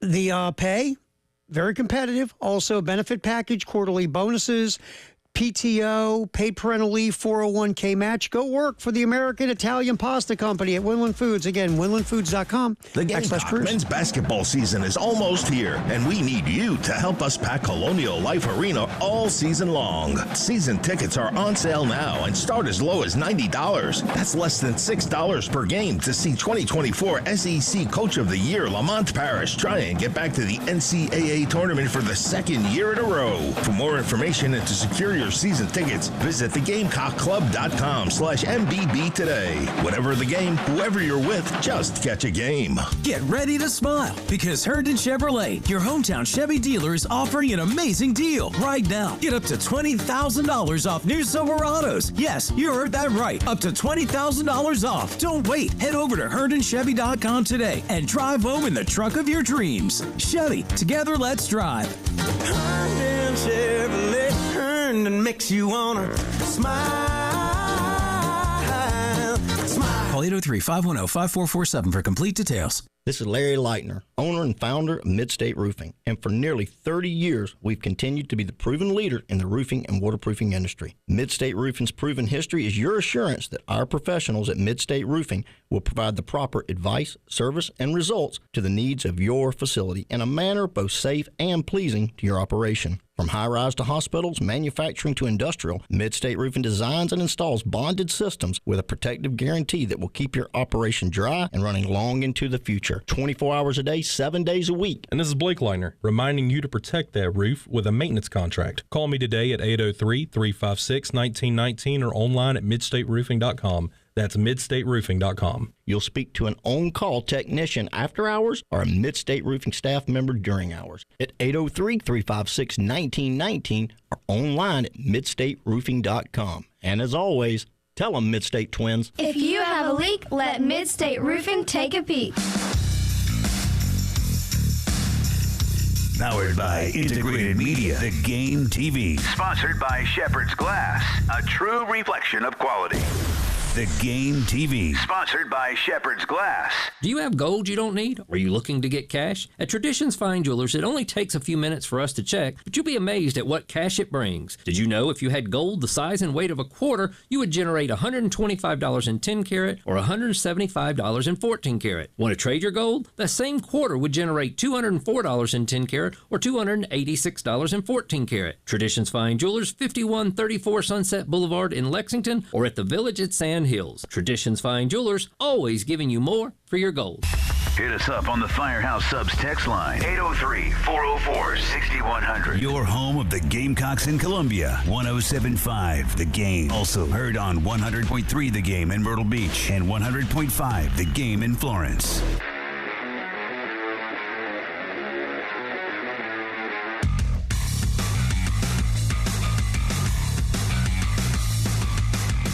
Football Friday. Sponsored by Brian's Heating and Cooling on the Game Network. Time now for the Samuels Reynolds Law Firm Injury Report. When you're hurt at work or in an accident, Samuels Reynolds goes to work for you. The Samuels Reynolds Law Firm. True injuries, true lawyers. 779-4000. Jared Brown and DeAndre Jules, they'll still be out this week. They haven't made it back. Kelvin Hunter and Jalewis Solomon are still out. But other than that, everybody's good. Dale Von Campbell's good. O'Donnell Fortune's good. Casey Henry got banged up in the game last week. He's fine. So no issues outside of what we had going into the game last week. And then obviously we're off next week. So Jared Brown out, DeAndre Jules out, and both of those hurt. Don't get me wrong, but it feels like halfway through the season, injury-wise, you're feeling all right. But you'd love to have Brown and Jules back. Here's Shane, by the way, Tyler. Let's focus a little bit more on Jared Brown. Here's Shane talking about his wide receiver. And obviously we're off. Next week, and then we have A&M coming to town. So we are, anticipate him being back for A&M. We thought at the beginning of the week we might be able to get him back this week, but just didn't progress as quickly as we liked. So we need him back. He was obviously an explosive playmaker in our offense, and was coming along and made some nice plays throughout the season before he got hurt. So we need to get him back, and hopeful that we will be. Same thing with Jules. He should be back for A&M as well. All right, so that's good news. It's not anything that could linger through the latter part of the season with Jared Brown, DeAndre Jules. But you're going to miss them both because they're both key contributors. Yeah, no, absolutely. And again, Jared Brown, a good down-the-field threat. I don't know how many down-the-field shots you'd be able to take in this game, but he's somebody that certainly opens that up. He has had his drops down the field as well. And for, DeAndre Jules, just from a rotation standpoint, and I know you look at his stat sheet and it doesn't wow you, but he impacts the game in the middle of that line of scrimmage, kind of as an unsung hero, along with Boogie and Tonka and Barrett and all those guys. So hopefully both their presence won't be dearly missed tomorrow. Jules, a very solid run defender who has no problem doing the dirty work. So that's going to be missed. He's a big boy. It's easy to plug up those holes. Yes, he is. All right, SEC this week as we do football in the 1 o'clock hour, sponsored by Atlantic Windows and Doors on a Football Friday here on The Game. Auburn is going to Missouri, number 19 Missouri, who we look at Missouri different since they went to College Station and got punched in the throat. Yeah, and going up and beating up on that high school in UMass didn't really change anybody's opinion. By the way, who's got the second worst QBR in SEC play? Brady Cook. All the big plays last year that Missouri had down the field, the burden and those receivers, not happening this year for Missouri. Nope. So Auburn's offense, biggest problem with Auburn is they keep giving the ball to the other team. They lead the SEC in turnovers. South Carolina's second. So if Auburn maybe will stop giving the ball to the other team. What a concept. Missouri's not that explosive this year. Who knows what could happen? This isn't a game that I think a lot of people are excited to watch outside of the Auburn and Como bubble. No. I mean, honestly, Missouri should win at home, but would it surprise me if Auburn got their first SEC W? Absolutely not. Nope. Absolutely not. All right, and that game is a noon kickoff at South Carolina, 12:45 with Oklahoma. Alabama, Tennessee, 3:30. We know Bama's struggles here in the last couple games, but Tennessee has not been very good in the last couple games. They went to Fayetteville and got beat by Arkansas late. and then barely hung on for dear life, thanks to some help from Florida, by the way, in that win in Gainesville. It feels like a flip of the script from what this game's been for so long, where Tennessee comes in with the more dominant, convincing defense, and Alabama comes in with overall the better thought offense. Let's grab a cut here. Kalen DeBoer talking about this game. And look, let's be real. This has been a one-sided pummeling for the most part for a long, long time. Now, Tennessee got them a couple years ago. First one in 15 years at that point in time. But this is a rivalry is when both teams can contribute. Right. This has not been a rivalry. There's a reason they stormed the field after that game, because a lot of kids in that stands weren't born when that game last happened. They might not see it again for a while. Who knows? We'll see. All right, here's Kalen DeBoer talking about the third Saturday in October, Tennessee-Bama. I've been told it's a big deal, and I know it's a big deal. You know, you see it from afar, and it's, you know, these are the games, much like we've had already won a couple here. You know, just they're the big ones that are on the schedule. I mean, as a coach, they're all big, right, in different ways, and you take one at a time. But we certainly understand the significance of the rivalry, and guys are going to be very motivated to go out and do their best and prepare well and be great on Saturday. Can I say it? Sure. He has no idea what he's talking about. He has no idea. He has zero idea what he's talking about. If they lose this game, address is going to get tweeted out. Somebody might hack his bank account and drain the thing. Like, you are inciting the true rage of the Alabama fan base. You already embarrassed them enough against Vanderbilt a couple weeks ago. They will lose it if you lose in Big Orange Country tomorrow. You know what that was like? That's like you get blindsided by your parents out of nowhere where they bust you on something that you had totally done in the past and forgotten about. Now you got to try to talk your way out of it. Yeah. You know what that sounded like? Oh, yeah. Well, all these games are big, and this one's big, and no. You have you play hard. You have no idea, Mr. DeBoer. Look, you've been around college football for a long time. You've been at Indiana, Fresno State, Washington. You have never seen anything like Neyland Stadium. I can assure you that. And it's right on you. Like they are on top of you. It's 100,000 people, and it feels like they're breathing on your shoulder. Yes. It's sort of like Cameron Indoor in basketball. Pretty much. Like, it is built to be an intimidating environment. You play hard. It is the sound is seismic at times there. Oh, God. All right, let's get Josh Heupel. There's a little bit more about this than Kalen DeBoer. Here's Josh Heupel, head coach of Tennessee, talking about taking on the Tide without Nick. This rivalry's been around a long time before Nick Saban was a part of it, or I was a part of it. The magnitude of this rivalry is the historical nature and what it's meant inside of this league a lot. All right, look, Tennessee has been struggling on offense, throwing the football, but they can run it. Alabama has just been off. They've really been off. My first thought here is Tennessee wins at home. But because we really don't know what Kalen DeBoer's Alabama is going to be. This is typically, though, this is a game where Alabama will get themselves right. Sure. Because they're not favored. People think Tennessee might be better. Alabama's kind of teetering.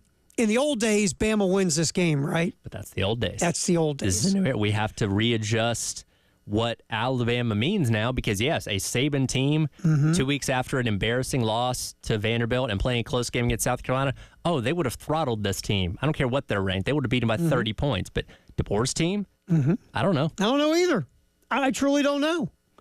The other big game, number 5, Georgia goes to number 1, Texas. This is weird because Georgia had trouble running the football, injuries on the offensive line. Defense has not been to Georgia's quality. They've got some stuff.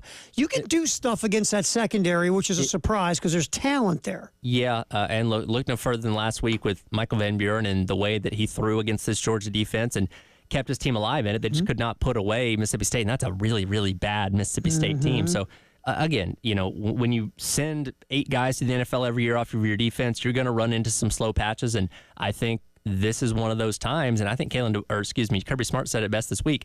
Texas looks like the best version of us from the past couple of years. Like, this is not your national championship Georgia team from a couple of years ago. They have issues. And we're going to fire up some Sark and some Kirby in the 2 o'clock hour. I feel, look, this is all set up for Texas to win. Texas is a legit favorite at home in Austin. They look like they're the best team in America. Look how good their offense was with Arch Manning. That's your backup quarterback. Yeah. But here's my thing. Texas is new at this you're a top dog thing, right? Yep. You know who's been kind of doing the top dog thing for a few years now? It'd be Georgia. We talk about Alabama, get-right game in the old days. I have a feeling Georgia goes in there and finds a way to win. Don't ask me how. I think their offense will be good. I think they'll be better on defense than we think they should be. Somehow they walk off that field in Austin with a win. Quick stat here. Texas' defense has not allowed an SEC opponent over 300 yards. Georgia's only had one SEC game under 350 yards, and that was against Kentucky. And by the way, Texas has not played an offense like this all year. They have not. I'm going to go Georgia, man. I get that feeling this is where Georgia gets themselves correct. Just saying. All right, football in the 1 o'clock hour. Let's have some fun with the world of wagering and picking games, which Tyler and I are terrible at. Halftime show, Terry Ford, Tyler Head, here on The Game. From the Midlands to the PD to the beach. The Game Network. Powered by Integrated Media. The Game TV. Sponsored by Shepherd's Glass, a true reflection of quality. The Game TV. Hey guys, it's Jay Phillips for AAA Heating and Air. You know, for many years, AAA has been your year-round ally against changing weather across the Midlands, whether it's the hot summers or those cool winters. Let their expert team make sure that your home is always an oasis of comfort. And now, Roy and Dana Finley have a spectacular offer to make it even better for you and your family for years to come. How about 12 months, no payments or interest in 2024, plus guaranteed financing, a $1,500 system buyback rebate, and their 15-year parts and labor guarantee that speaks volumes of the trust in their service and in their products. AAA has done things at my house that make my family nice and comfortable all year long. They can do it for you, too. Get a free quote today. Call AAAtoday.com. That's call AAAtoday.com or give them a shout at 803-677-1500. Tell them Jay Phillips sent you to AAA Heating and Air. AAA Air when you need us. AAA Heating and Air. Hi, my husband and I own a small business in Columbia, and we ended up needing some help with some tax problems that we had and needed to get resolved. We initially owed about $300,000, and John Ecton and his law firm ended up getting us an offer in compromise, which dramatically reduced the amount owed. I would personally recommend the Ecton law firm. They did an excellent job for us, and if this is a concern that you're facing, they're definitely the people you should call. It's great to know we have changed people's lives for the better. Hi, this is local attorney John Ecton with the Ecton Law Firm. For over a decade, our office has been dedicated to helping hardworking individuals and businesses solve tax problems for good. So if you have years of unfiled tax returns or are facing IRS wage levies, bank levies, or tax liens, call our office today at 771-9800 or go to EctonLawFirm.com. That's ECTON lawfirm.com. Let's get your tax problem solved for good. Call today. You'll be glad you did. The Gamecock Go Pass is back. For only $20 a month, you'll receive access to all non-conference football games, most men's and women's basketball and baseball games, and all softball, soccer, and volleyball games. To learn more about the Gamecock Go Pass, visit thegamecockclub.com/go. Hi, I'm Dondi Mercer-Plank, and I am excited to represent the 35-year McDaniels Auto Group as a longtime customer. Whether it is your next sporty Volkswagen, a go anywhere you want Subaru, a dream-making Porsche, that perfect Ford you've always wanted, or the performance of Acura, great selection and an unmatched level of excellence. That, my friends, is the McDaniels difference. Visit McDanielsAutoGroup.com. This is Larry Leitner, owner and founder of Midstate Roofing, and for nearly 30 years, we've continued to be the proven leader in the roofing and waterproofing industry. Midstate Roofing's proven history is your assurance that our professionals at Midstate Roofing will provide the proper advice, service, and results to the needs of your facility in a manner both safe and pleasing to your operation. From high-rise to hospitals, manufacturing to industrial, Midstate Roofing designs and installs bonded systems with a protective guarantee that will keep your operation dry and running long into the future. 24 hours a day, 7 days a week. And this is Blake Liner, reminding you to protect that roof with a maintenance contract. Call me today at 803-356-1919 or online at midstateroofing.com. That's midstateroofing.com. You'll speak to an on-call technician after hours or a Midstate Roofing staff member during hours at 803-356-1919 or online at midstateroofing.com. And as always, tell them Midstate Twins. If you have a leak, let Midstate Roofing take a peek. Let's go inside the Nest. My name is Jan, and I've had the privilege of working with the most incredible team at the Nest in Columbia. They are professional, kind, and incredibly knowledgeable. The options and selections that they have at the Nest are amazing. From Mandy in the lighting department to Graham in the appliance department. Nikki helped with tubs, sinks, faucets. They are a professional team and will walk you through your remodel or new home from start to finish. Come see for yourself at the Nest, 1331 Gadsden Street in the Vista.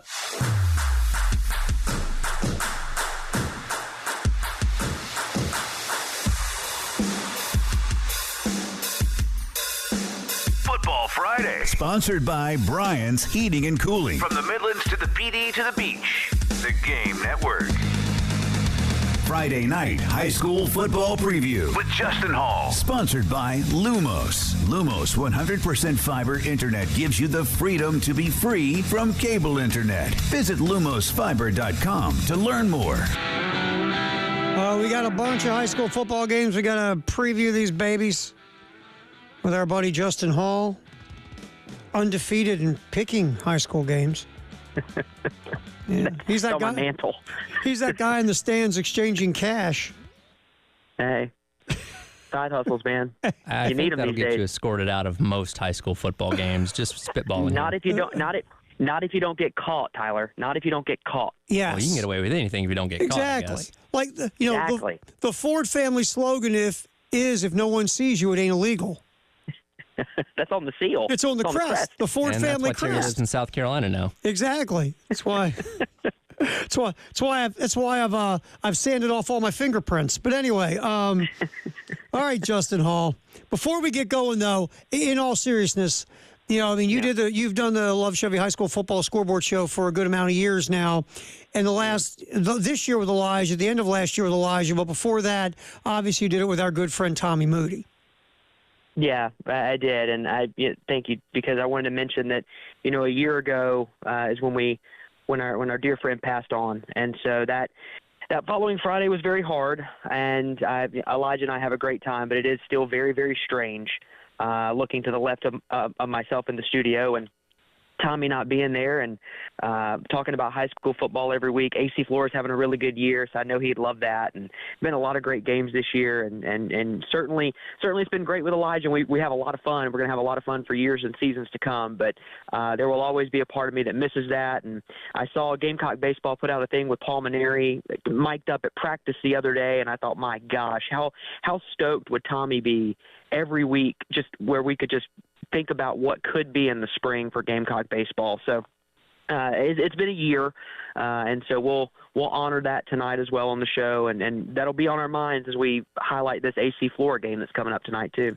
I mean, let's just face it, we all miss Tommy. We always will, Yep. and I appreciate you bringing that up because it has been a year. So thank you very much, my man. I appreciate that. Of course.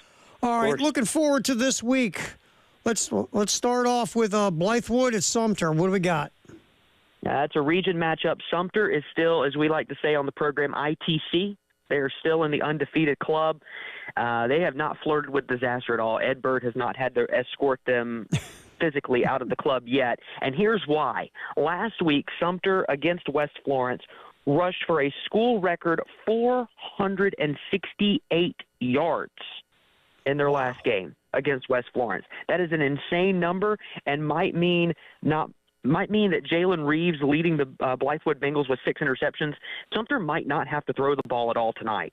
And Sumter, the Gamecocks, are going to look to stay undefeated tonight against the Blythewood Bengals. But it should be a good matchup. That region, we talked about it last week, is surprisingly deep because Blythewood is playing so well at 6-2. But going to be a tough test to go over to Sumter and get that win for the Bengals. Speaking of Tommy Moody, Who hosts Strayer tonight? AC Flora, the AC Flora Falcons / Fighting Tommy Moody's, as they are called on our program, hosting the Drea Blue Devils. And again, my favorite quarterback name possibly in the entire state, other than Cutter Woods, which is a really solid one, is Roper Winsky, the quarterback for AC Flora. They've won 6 straight games against rivals within their school district, and they have 35 wins all time against Drea, and all 6 of their last wins against the Blue Devils have been by 40 points or more. I mean, is it even it's not even, if Corey Jenkins pulls this win off, an all-time Gamecock great, if he gets his Blue Devils a win here and they get to 2-3 in the region and 4-4 overall, they're going to go to the playoffs. But I think the Falcons are going to win again tonight and make it 36 wins in the series. You know, why couldn't I had a cool name like Roper? I'm so jealous. Well, yeah. Terry's we can't all be. lame. We can't. Terry's a lame name. Yeah, it is. We can't all be Roper. That's what makes it cool, right? I guess. Yeah. I'll change my name to Roper Ford. You see, that's got a ring to it. That's a radio name. That's a radio name. It's a radio name. Absolutely. Gilbert go. at BC Ashley Ridge. No, BC. I'm sorry. Gilbert at BC. There you go. Losing my mind. You're jumping ahead. Yeah. Gilbert at Brooklyn Casey. Okay, so both of these teams are coming off of wins. Here's the thing, though. Brooklyn Casey got a win earlier this week. This region got all kind of squirrely because a lot of teams are in the western side of the state, and they just got power like 2 weeks ago. So they're playing multiple games a week, but both teams are coming off of wins, but both teams are under 500. If you'd have told me last year when these two teams were on an undefeated track to play each other for a region title that this year they would be under 500, I wouldn't have believed you, but they are. Brooklyn Casey is starting to find their groove offensively, got a good win over Aiken. Gilbert did the same thing last week over Midland Valley, a nip-and-tuck game down the stretch, high scoring over at Gilbert America. But it's going to be hard to keep that momentum rolling when you're going over to face Brooklyn Casey at Brooklyn Casey, which is right across the bridge from the studio over at Fort Knox. It should be a really good ball game in Region 4, 4A tonight. Ashley Ridge at Somerville. What you got there, man? Okay, these next two are out of the Midlands footprint, but I have to include them because these games are insane. Ashley Ridge is 6-1, and they're going to Somerville, the Fighting Preston Thorns, who are 7-0. Somerville still ITC in the undefeated club. Somerville averages 45 points per game. Ashley Ridge averages 42 points per game. It's about as even as you can get, except we're going to talk about another one that's even closer.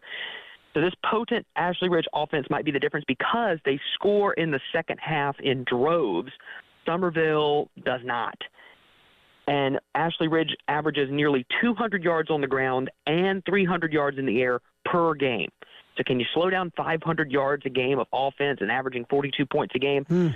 I think we might see an upset here, and the Fighting Preston Thorns of Somerville might be in for a meeting with Mr. Ed Bird at the end of the night. Is he like the Turk?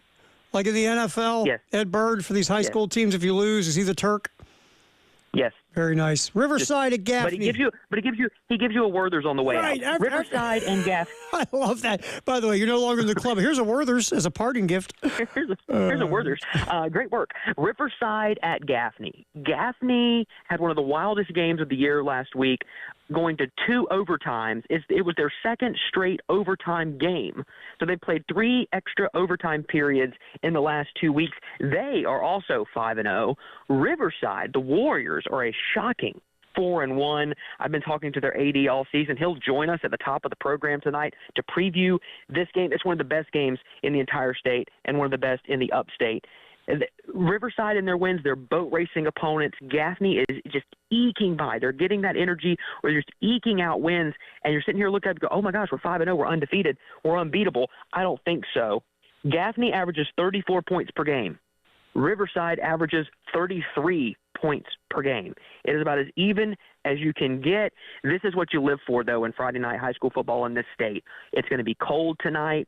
There's a full moon. It's the upstate. You're on the reservation at Gaffney where craziness happens and weird things take place, and we're only a week and a half away from Halloween. This game might be the best game of the night. As Elijah Campbell and I said last week, it is giving all the vibes heading into a big night of matchups across the state. You guys will get it rolling at 7, cook it till 11. You got the Love Chevy High School Football Scoreboard Show along with the Loomis Guest Line, hearing from coaches, hearing from experts and media folks and listeners who come from games. You got a lot going on tonight.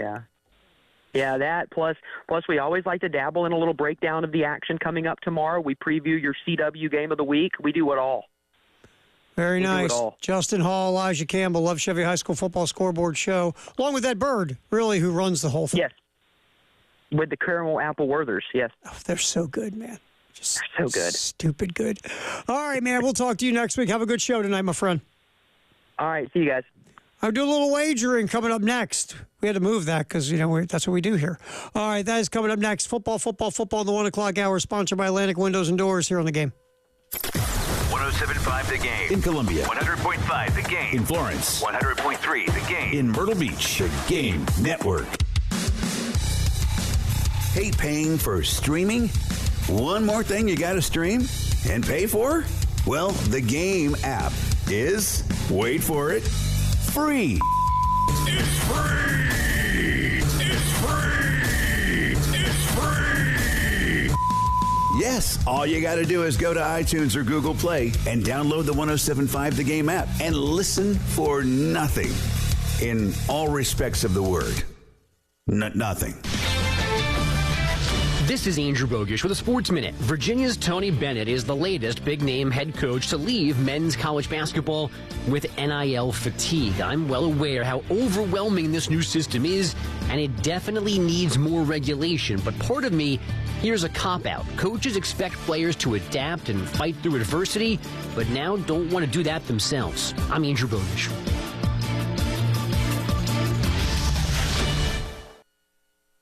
Football is back, and what better way to celebrate than winning some cash with Sleeper Picks? Sleeper Picks is a fantasy game, but you could win real money. Just pick more or less on at least 2 player stats. If your picks are right, you win. You could pick up to 8 players to win up to 100 times your money. And Sleeper has a couple huge offers to kickstart the football season. For new users, Sleeper will match your first deposit with up to $100 credit to your account. If you've already played, Sleeper's got discounted player projections for you every week of the season. So download the Sleeper app now and use promo code BLOCK, and your first deposit will be doubled with a credit up to $100. What are you waiting for? Download Sleeper today and use code BLOCK for a credit up to $100 match on your first deposit. That's code BLOCK. Must be 18 years in most states and in state where it is legal. Promo code and other restrictions apply. Visit sleeper.com. Please wager responsibly. Gambling problem? Call 1-800-426-2537 for help. Sponsored by Sleeper, a Blitz product. Is your crawl space damp or musty? Water in your crawl space can cause wood to rot and creates an environment for mold and mildew that can make its way inside your home. Canty Foundation Specialist specializes in crawl space repair. Call us today for your free inspection so you can have the peace of mind knowing your crawl space is dry and your home is protected. Call today, 803-424-8380, or visit cantycanfixit.com. It's your broker, Benji Getzi. 6 straight weeks of declining rates.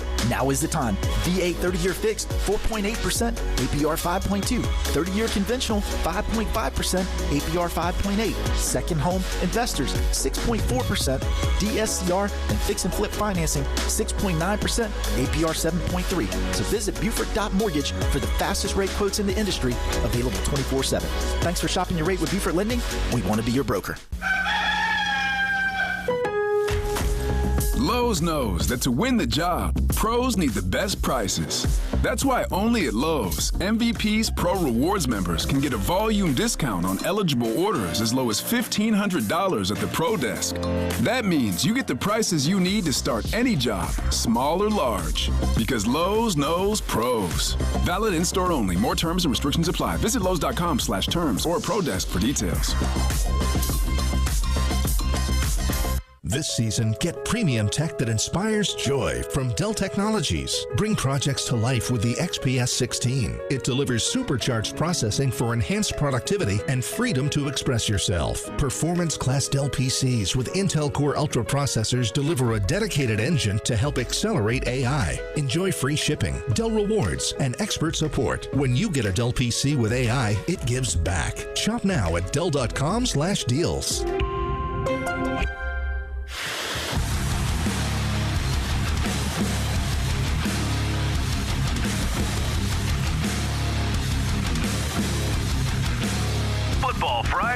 Sponsored by Brian's Heating and Cooling on the Game Network.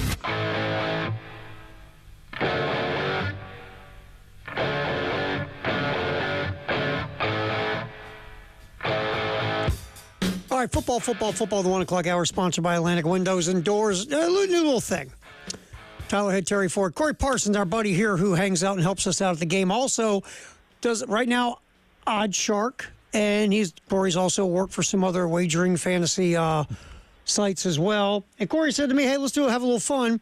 Let's do a little wagering segment. We'll have something as a prize, whoever wins. And, of course, Corey does this for a living, and you and I suck at it, so Corey's already set us up for failure. Yeah, Corey's going to make a lot of money off of us. Yeah, Corey's not dumb. He's like, I'm gonna do a little segment with a couple of boobs who can't pick games, and I'm really good at it because I do it for a living. You really work the system here, pal. Well, hey, Terry, what's going on, Tyler? Yeah, I don't really want to look at it working the system, as obviously, these things can go any way. But I will start off with the first shot. My New York Yankees had a rough night last night, but at least we did score some runs this postseason. Hey, Mariano Rivera's coming out of the bullpen. You're up 3-0. Just saying. Yeah, that's true, too. You're right. You're right. All right, here we go. Now, basically, this is going to be blind. We're going to do 2 pro games and a college game. I've got them all sitting here. I've just written them out, put them on a piece of paper. I'm just going to pull one and say, okay, this is yours, this is yours, this is mine. So this is just totally random, just to make it even worse for Tyler and I. All right, and since Corey, you're the pro at this, we're going to let you go first. Ready? Here's your first NFL game. Ready? All right, let's roll. Houston at Green Bay. Green Bay's 3-point favorite at home. This is a tough one right here. One of the games of the week. Obviously, you got two teams got up to pretty good starts this season. Even without Jordan Love, Green Bay was able to win a couple games.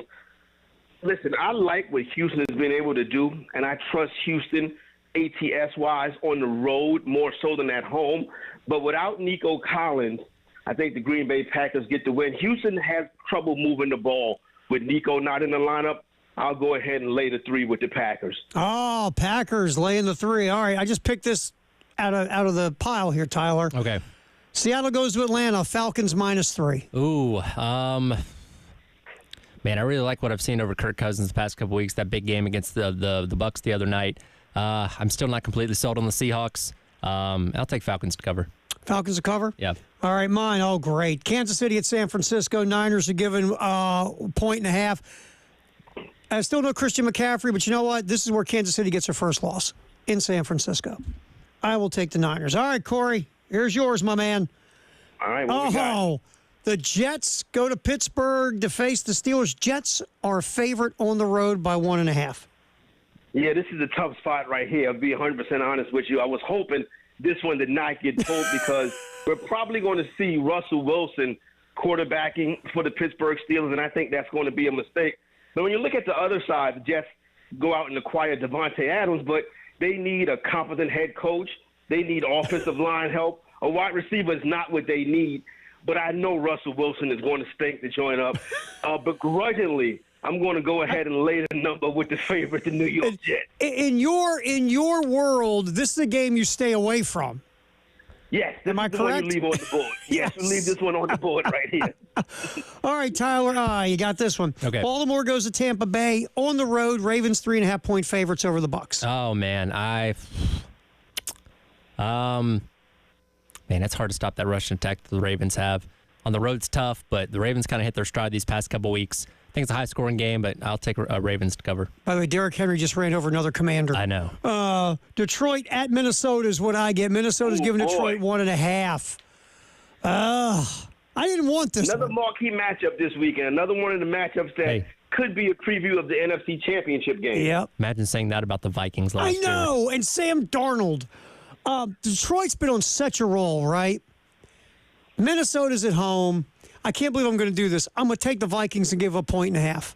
Okay. I can't believe I'm doing that. I'm taking a team with Sam Darnold at quarterback. All right, here we go to the college game. Corey, here's what you get. Alabama at Tennessee tied -3. Oh, boy, it's a tough one right here. It's very difficult to win and cover on the road in the SEC. Obviously, I don't got to tell you guys that right there. Alabama Man, I'm going to lay the 3 with the favorites right here. I'll take Jalen Milroe. I think the quarterback play is better in Alabama.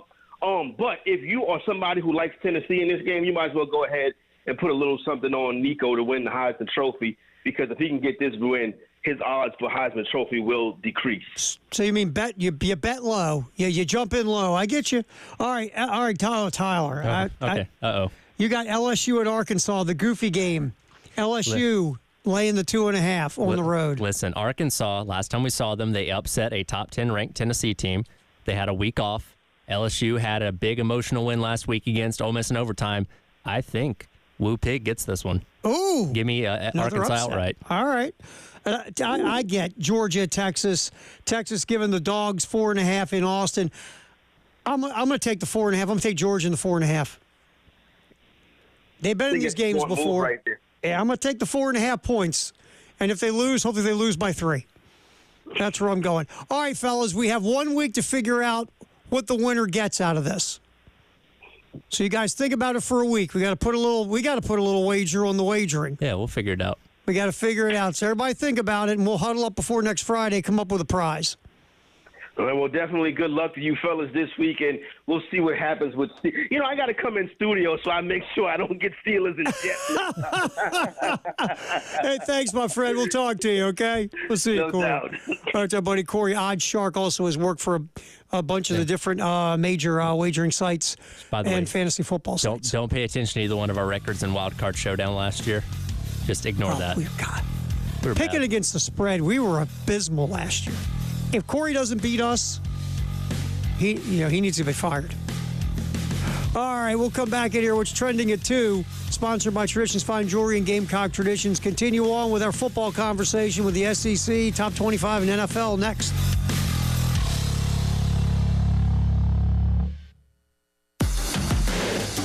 .1075 The Game. Broadcasting live from the Herndon Chevrolet Studios. Take up to $20K off new Silverados. Stop by or shop online today and see why Herndon Chevrolet makes you smile. Together, let's drive. Are you a Gamecock fan that's looking for flexibility to attend the games you want without committing to season tickets? If so, the Gamecock Go Pass is for you. For only $20 a month, your Gamecock Go Pass subscription provides you with access to all non-conference football games, most men's and women's basketball and baseball games, and all softball, soccer, and volleyball games. Plus, you have the ability to add on tickets for conference football games and premier basketball and baseball games for an additional cost. To learn more and sign up today, visit thegamecockclub.com/go. Hey guys, it's Jay Phillips for the Men's Clinic. Too often guys won't go to the doctor when they're feeling off, whether it's because they think they can tough it out or because they just don't want to talk about it. Don't be that guy. Get to feeling better after you see Dr. Dan Balknight and his team at the Men's Clinic. They are experts in health care for men and dedicated to making you feel like yourself again. You can schedule a free consultation by calling 803-875-MENS and learn more online at themensclinicsc.com. This is Larry Leitner, owner and founder of Midstate Roofing. And for nearly 30 years, we've continued to be the proven leader in the roofing and waterproofing industry. Midstate Roofing's proven history is your assurance that our professionals at Midstate Roofing will provide the proper advice, service, and results to the needs of your facility in a manner both safe and pleasing to your operation. From high-rise to hospitals, manufacturing to industrial, Midstate Roofing designs and installs bonded systems with a protective guarantee that will keep your operation dry and running long into the future. 24 hours a day, 7 days a week. And this is Blake Leitner, reminding you to protect that roof with a maintenance contract. Call me today at 803-356-1919 or online at midstateroofing.com.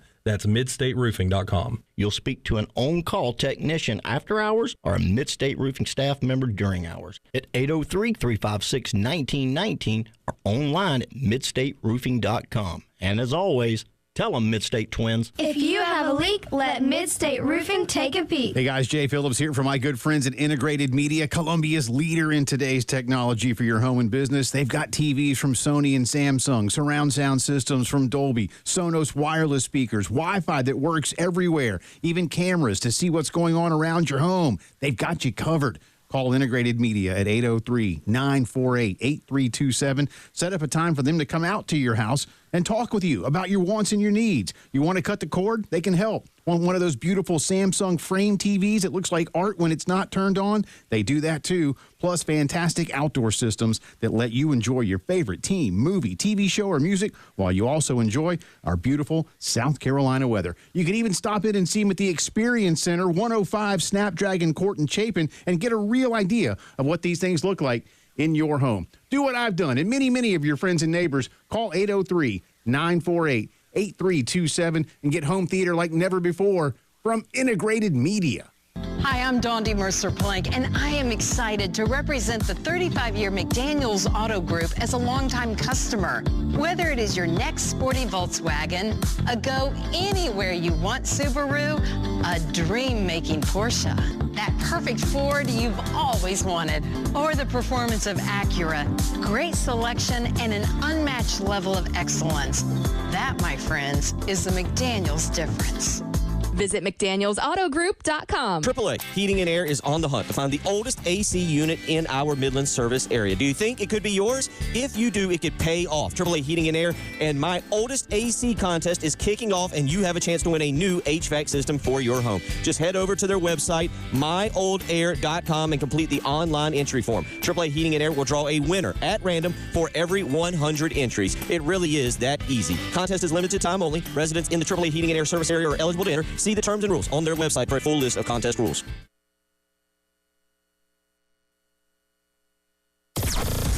WNKT FM Eastover, Columbia. Congrats to the Gamecocks women on another national championship. A Cumulus media station.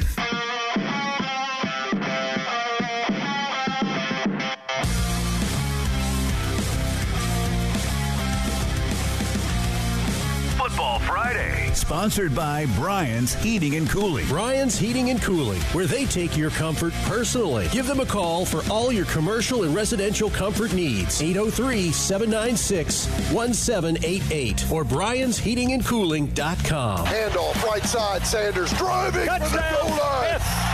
Touchdown, Carolina. Touchdown. Rocket Sanders from 1 yard out. Football Friday on the Game Network. And don't forget to download the 107.5 The Game app.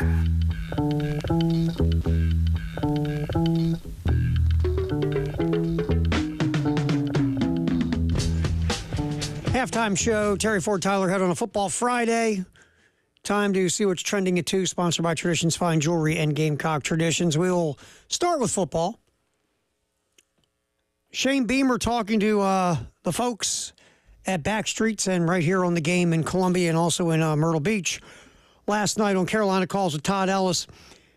Shane hit a bunch of stuff, obviously, like he does every week. The turnover battle is huge in this game. Tyler brought it up. Oklahoma and South Carolina, every game they've won the turnover battle. In games they lose the turnover battle, they get beat. South Carolina, we've been saying this all week. You go into Norman, Oklahoma, and you don't turn the thing over, and you limit backbreaking penalties, you are a better team than Oklahoma. But if you do those things, the only way Oklahoma beats you, because how they survive and thrive, is forcing you to turn the ball over to them. Yep. If you turn it over to them, you'll get beat. But if you can be clean, you're the better team. And I think South Carolina's a better team, but it's not by much. No. It's only a small margin, which, again, if you're handing them the ball, if Lenore Sellers puts the ball on the ground 3 times tomorrow, I have a bad feeling South Carolina may not win this game. Right, that's the thing.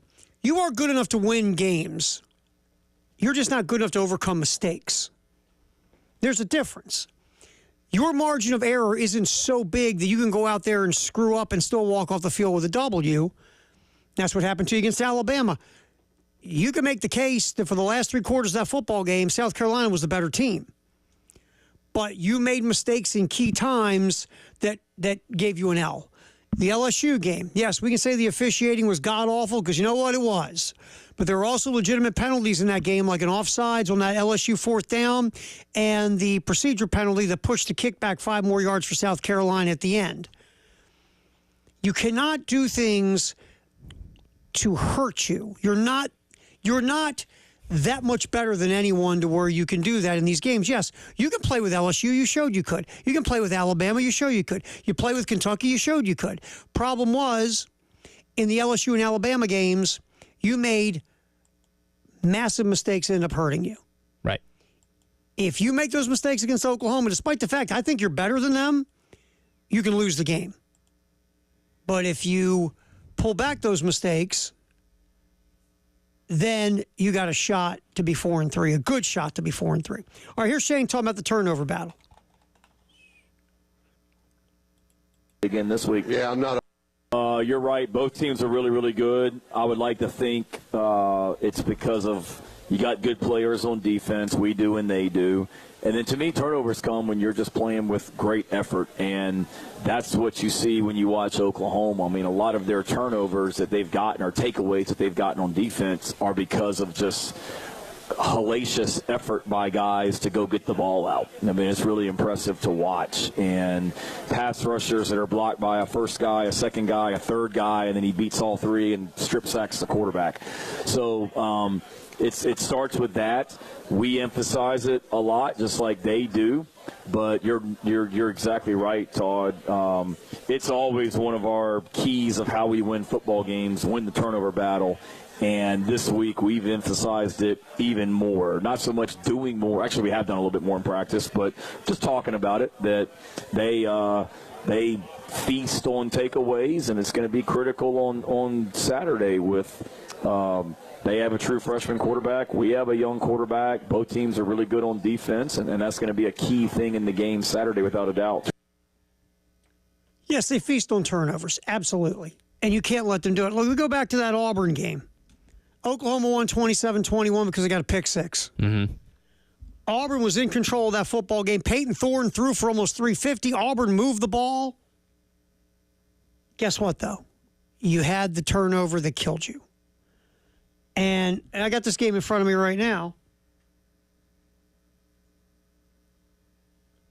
Auburn, you ready for this? Auburn had almost 500 total yards. Yeah. To Oklahoma's 291. Yep.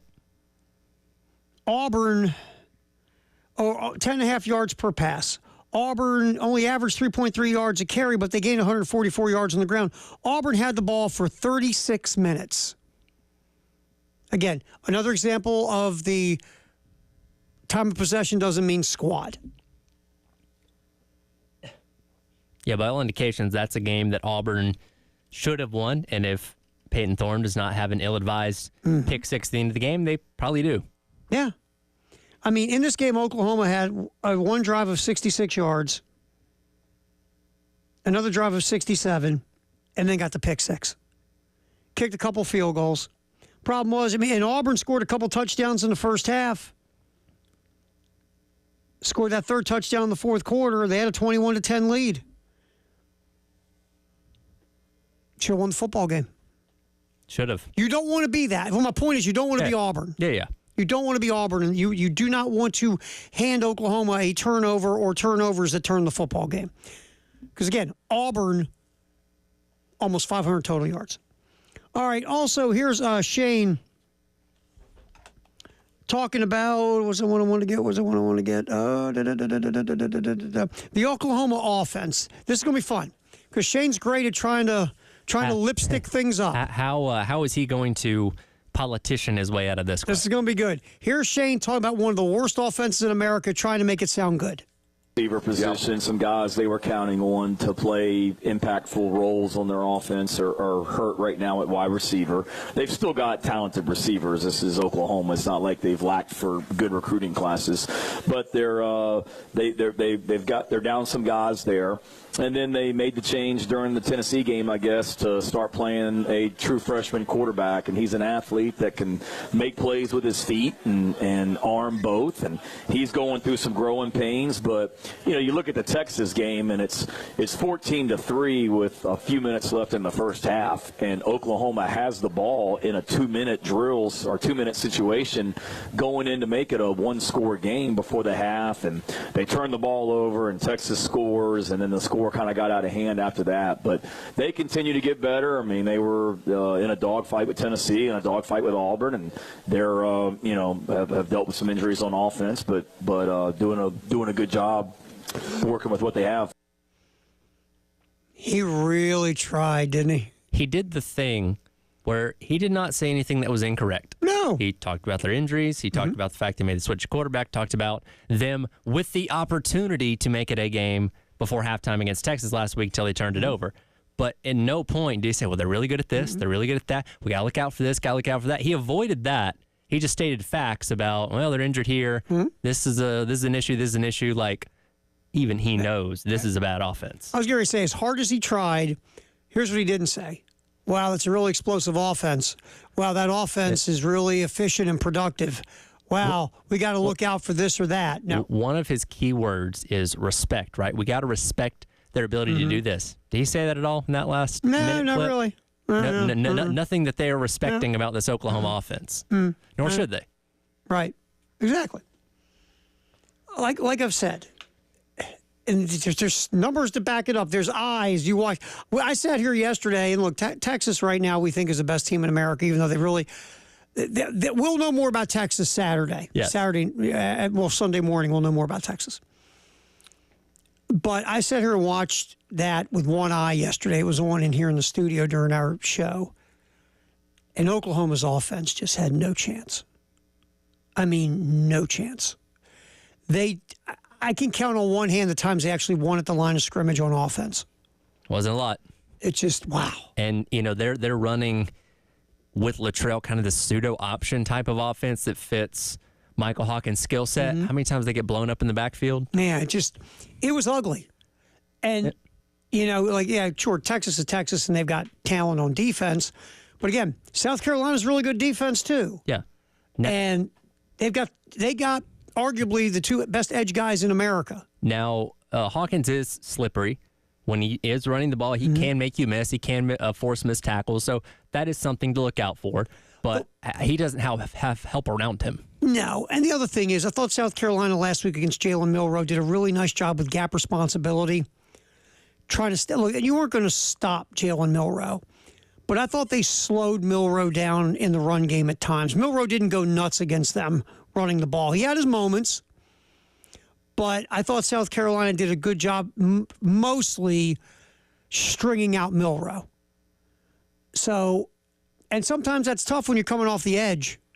Because what do you want to do?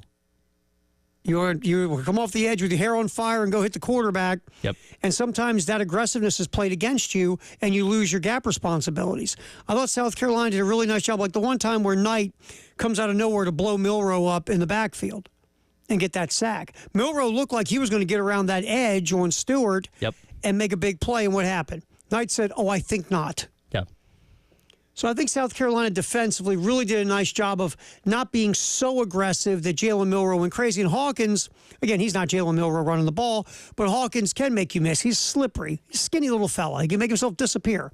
But if you can play good gap responsibility and not let him, get outside of you or break anything off, again, their receivers are hurt. Offensive line's a mess. They have no running game.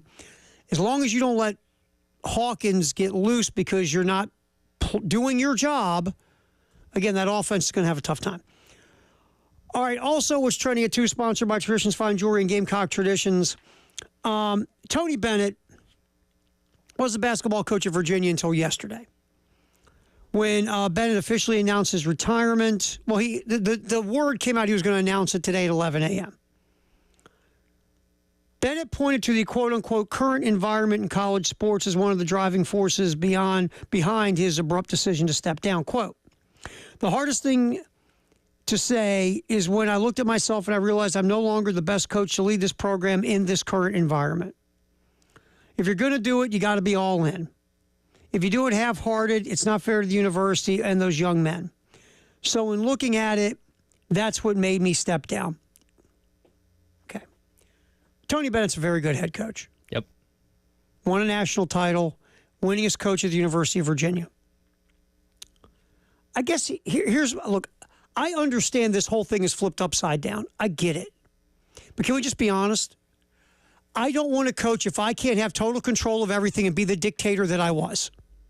And this is becoming a bit of a theme, But I guess to me is like, okay, if I can't have it my way, I'm done, which is fine. It's your job. It's your profession. You want to walk away from the money, walk away. If you don't want to do it, that's fine. Mm-hmm. But I guess to me, what if a player came to you and said, I'm half-hearted? I'm just half-hearted, coach.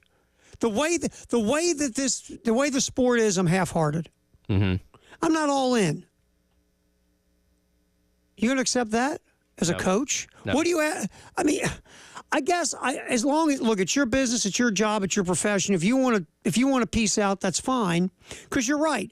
You'd rather have a coach who's all in than a coach who's wishy-washy because he's not getting it his way anymore. Sure. But let's flip it around. And you want players, no matter what the rules are, no matter what is being asked, you want the player to go, yes, sir, coach. But now, because it's not your way anymore, to where you can dictate and tell everybody what to do, and you can be basically the bully on the block, and run everybody's life, and you don't want any part of it anymore. Again, he's not the first coach to do this. Oh, no, not at all. I mean, that's why Roy Williams got out. That's why Kay got out. You know, I mean, Boeheim was kind of being nudged, but he didn't like the world either. Basically, they don't like it because they're not in charge to tell you what to do anymore. They don't have the ultimate power of your life anymore. Here's a quick stat for you. This is from Aaron Torres. In his last 7 seasons as a head coach, he won 6 NCAA tournament games. All those came in the 2019 title run. Yep. He lost the tourney opener in 18, 21, 23, and 24. Hadn't won a game since they won the Natty. Nope. And got bounced in the first 4 this year. Look, I love Tony Bennett as a head coach. And people say I've never met. He's a wonderful man. But this is just, I'm just like, okay, so you're not getting your way. All right. Well, good luck. You probably have a good bank account still. Halftime show, Terry Ford Towelhead. What's trending at 2 on the game? The Game Network in Columbia. 107.5 The Game. In Florence. 100.5 The Game. In Myrtle Beach. 100.3 The Game. Here's what's coming up on The Game. The Gamecocks at the Sooners. Saturday, 7:30 a.m. pregame, 12:45 kickoff. Viewing party at O'Hara's Public House, Main Street in Lexington. From the Midlands to the PD to the beach. The Game Network. 107.5 The Game. Broadcasting live from the Herndon Chevrolet Studios. Take up to $20,000 off new Silverados. Stop by or shop online today and see why Herndon Chevrolet makes you smile. Together, let's drive. A lot of land comes with a lot of work. The new Kubota MX Series has a lot to offer, including the versatility to mow, move hay bales, grade roads, and clear brush and snow. An optional spacious cab to keep you comfortable in any conditions.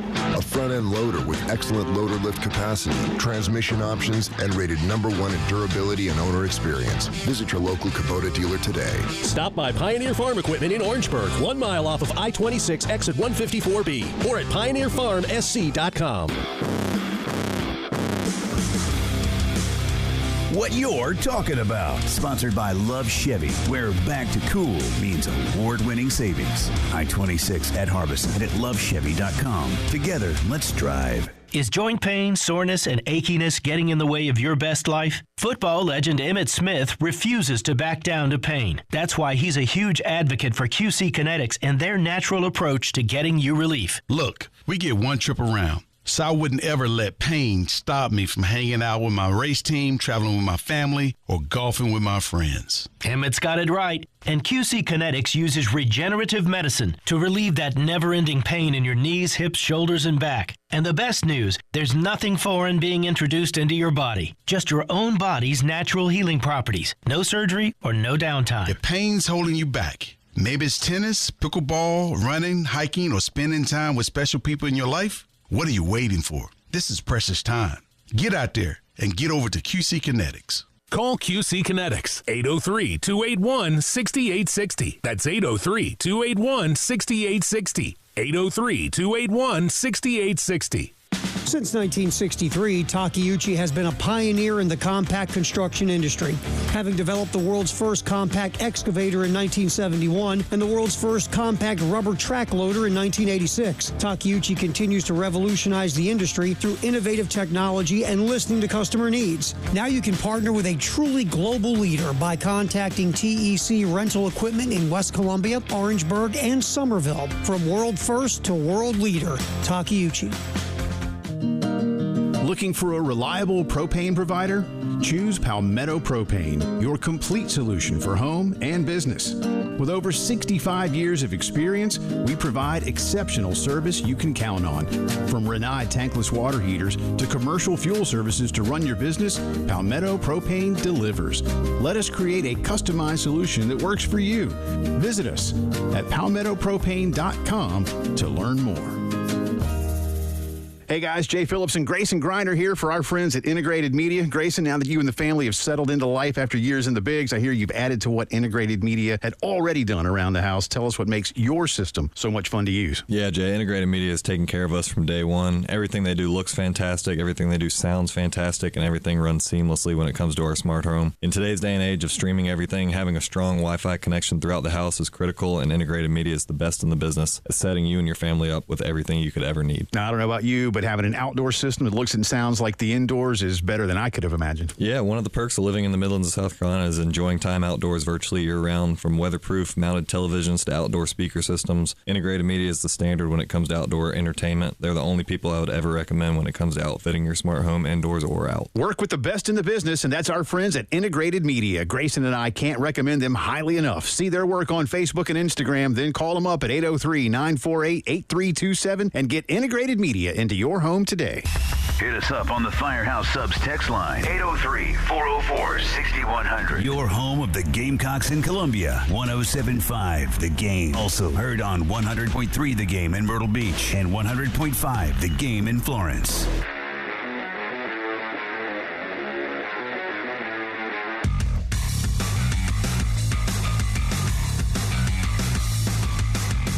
Football Friday. Sponsored by Brian's Heating and Cooling on the Game Network. Game 3.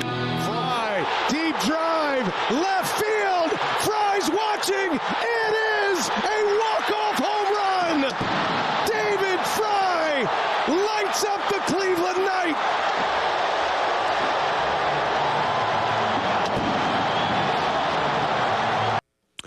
That was crazy last night. You know, postseason baseball brings moments that are just ridiculous sometimes. I mean, sometimes you can watch games like what the Dodgers are doing to the Mets right now is a felony in like 23 states. And it's not very compelling unless you're a Dodger fan or you're a Met hater, which means Jay and Tyler are having a great time. I've enjoyed it to a degree. I still don't like the Dodgers that much, but well, it's again, it's like picking the lesser of two evils, right? I think for me, it's am I eating sauerkraut or kale? Yeah, I'm kind of there with you on that. Thank you.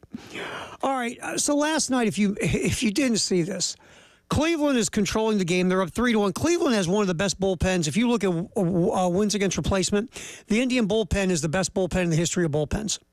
They have a guy, Emmanuel Clase, comes to the mound throwing about 244 miles an hour. Gave up 2 home runs all year, Tyler. You know what Clase did last night? Gave up home run. Gave up 2 home runs. Yep. Up 3-1. Clase comes in the 8th inning for the 6-out save, basically. Clase gives up a 2-run homer to Aaron Judge to tie it, and then Giancarlo Stanton makes it back-to-back. Yankees up 4-3. Gleyber Torres adds a sac fly. It's 5-3 going into the 9th. Rookie named Noel comes up for the Indians, whose first name I butcher all the time, so I'm not going to try it now. Noel in the season hit .218, was hitting under 100 in the postseason. One thing Noel can do is hit a bomb. He had like 13 homers and 179 at-bats in this past season. Well, Luke Weaver, the Yankee closer, decides to hang a changeup. By the way, it still has not come down. That ball might land somewhere in Cincinnati. By the way, 2 outs, bottom of the 9th. Last strike. Yeah, last strike. Down to your last strike. Noel hits a 2-run homer to tie the game. Then in the 10th, David Fry, whose story in itself is great, just kind of a guy, and has caught fire this year for the Indians. Fry comes up against Clay Holmes, and he hits a bomb. Indians go from blowing the lead to a huge comeback, get the W 7-5. But here's the thing, and this is going to, and I don't want to go too deep into this because we got other stuff to do. This is where your leadership matters if you're the Yankees. Because guess what, Tyler? You know what that loss counts as? 1 loss. Yeah. Now it's 2-1. You're up 2-1. You walk in that dugout. You walk in the clubhouse from the dugout. And the leadership of the New York Yankees has to say this. Yeah, that sucked. But guess what? We're up 2-1. Let's go beat them tomorrow. Then we're up 3-1. We go close this thing out in New York. We're still in control of the series. You need your leadership to stand up because it's easy. It's easy to let this break you. Sure. You can't let it break you by sitting there in that clubhouse and saying, by the way, who leads the series? Well, and that's the thing is sweeping, especially in the championship series, is so hard. Like, not to say the Yankees are going to go in there expecting to lose a game, but you had to assume at some point you're probably going to drop one. Okay, that's fine. No reason to panic. But if you lose tonight, and now suddenly it's a 2-game series, and they got the momentum on their side with yet another game at home, then that's when you start to worry a little bit. If you jump back on them 3-1, okay, now we got something here. And even if the series does get pushed back to New York again, you still got the momentum on your side. You're in control. Right. That's the thing. If you win tonight, you're in control. And if you lose Game 5, like you said, you go back to Yankee Stadium with 2 chances to close it. You lose tonight, it's 2-2. They get a third game in Cleveland. You could be down 3-2 going to Yankee Stadium trying to survive. Yep. Just win tonight. It's very simple. Get on them early. Go, hey, you know what? Your win last night was really cute. Pat them on the head and say, but we're in control. This is on your leadership in the clubhouse in New York. Dodgers just crushing the Mets. Did it again last night. Just crazy. You know what's really funny? Watching the end of that game, because I flipped it over after that awful Thursday night football game. And Rattler got sacked again, by the way. We haven't even talked about that yet. Kind of watching the last couple of innings of the NLCS, because they're in New York. So there's a lot of Mets fans that probably paid a lot of money that they're down, 8 runs or whatever, and they're still sitting in their seats. And I thought to myself, if I paid an arm and a leg for a ticket, even if my team was getting beat, I'm going to get every dollar out of that ticket too. You're bleeping right. I'm not trying to beat the traffic. I spent $1,000 to sit behind home plate. My dad, Dean Ford, would pay $3 for like a grandstand seat. He'd look at me and go, boy, we ain't leaving. So your dad was not the one where he's starting to strategize the exit plan before the game even starts? It's not the Progressive commercial. No, but I know people that are like that. Oh, yeah. All right, how about mid-third quarter we start working our way out? No. We paid for the whole game. That's what my dad would say. Boy, they ain't give my money back if we leave. I mean, I went to, because my dad loved baseball. We go to an Oriole game. Orioles are getting the snot kicked out of them 12-1. Yeah. We're staying till the end. My old man never left. Absolutely not. And he taught you how to endure torture. Exactly. And I learned how to endure torture. There's no doubt. All right, real quick, South Carolina, Oklahoma. Parker Thune, it's Thune, right? Yeah, Thune. From the OU Insider was on the extra point. Was he with you and Jack? Yeah, yesterday. With Tyler and Jack yesterday. I want to get to cut 21 real quick. How important this game is for Oklahoma. We kind of touched this a little bit before. If Oklahoma loses to South Carolina, which is a distinct possibility, there's one win left on that schedule that they would feel good about. That's beating Maine. Yes. So here is Parker talking about how important this game is for the sake of this Sooner season. Yeah, well, I'll be honest with you guys. No knock on South Carolina at all, but you look at Oklahoma's schedule the rest of the way, South Carolina might be the weakest opponent that they face the rest of the way. So with the exception of their SEC bye game in November against Maine. So really the sentiment is if you can't beat South Carolina, who can you beat? And I think that's the tough thing that this fan base and this program is reckoning with right now is if you can't win this game, you might be staring 5-7 down the barrel, and you might not be going to a bowl game, which would be unfathomable in year 3 of the Venables era. And again, maybe if that doomsday scenario happens, and it's very possible, that's 2 out of 3 years you've had a losing record with this coach. Yep. Joe Castiglione's a very patient man. They might give Venables year 4, but nobody'd be surprised if Venables wouldn't get year 4. Yeah. Just saying. It's kind of those. And again, they're not used to being in this situation. Nope. Typically, when they hire guys, they're in there for the long haul. They're very successful. Look, if Lincoln Riley hadn't upped and left, he'd still be the coach there because they were successful with him. And there was no talk of, they didn't play defense, but man, well, if they don't make the national championship this year, he's definitely gone. That didn't happen. But then he leaves. You hire Brent Venables, who, again, he's got a legacy there at Oklahoma. Obviously a guy that people love there very much. But if this turns into like you said, maybe a 5-7 season, and you miss a bowl game, which is unfathomable for most of the people in Norman, then you have a conversation. See, I was one of those people. I was like, look, You give Venables a mulligan in year one because Lincoln Riley totally blindsided them by leaving, and he took staff, he took players, the quarterback. Eventual Heisman Trophy winning quarterback. So that's a lot to fix in a very short period of time. So I was like, you give a mulligan in year one. Then Oklahoma last year wins 10 games. Dylan Gabriel's the quarterback. There's Jeff Levy's doing a nice job as the OC. Everything's going well. You lost 2 games you shouldn't have lost, but still. And then there's the Dylan Gabriel aspect of it. He's still lighting the world on fire out there at Oregon. And again, we've heard from Venables that I want to play closer to home and all this kind of stuff.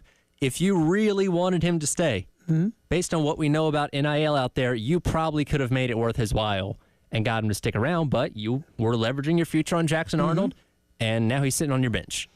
Because you gave up on him really quick. See, that's my thing about this year 3 is the question marks that we have seen. It's not the 4-2. It's not getting blown out by Texas. It's not losing to Tennessee at home.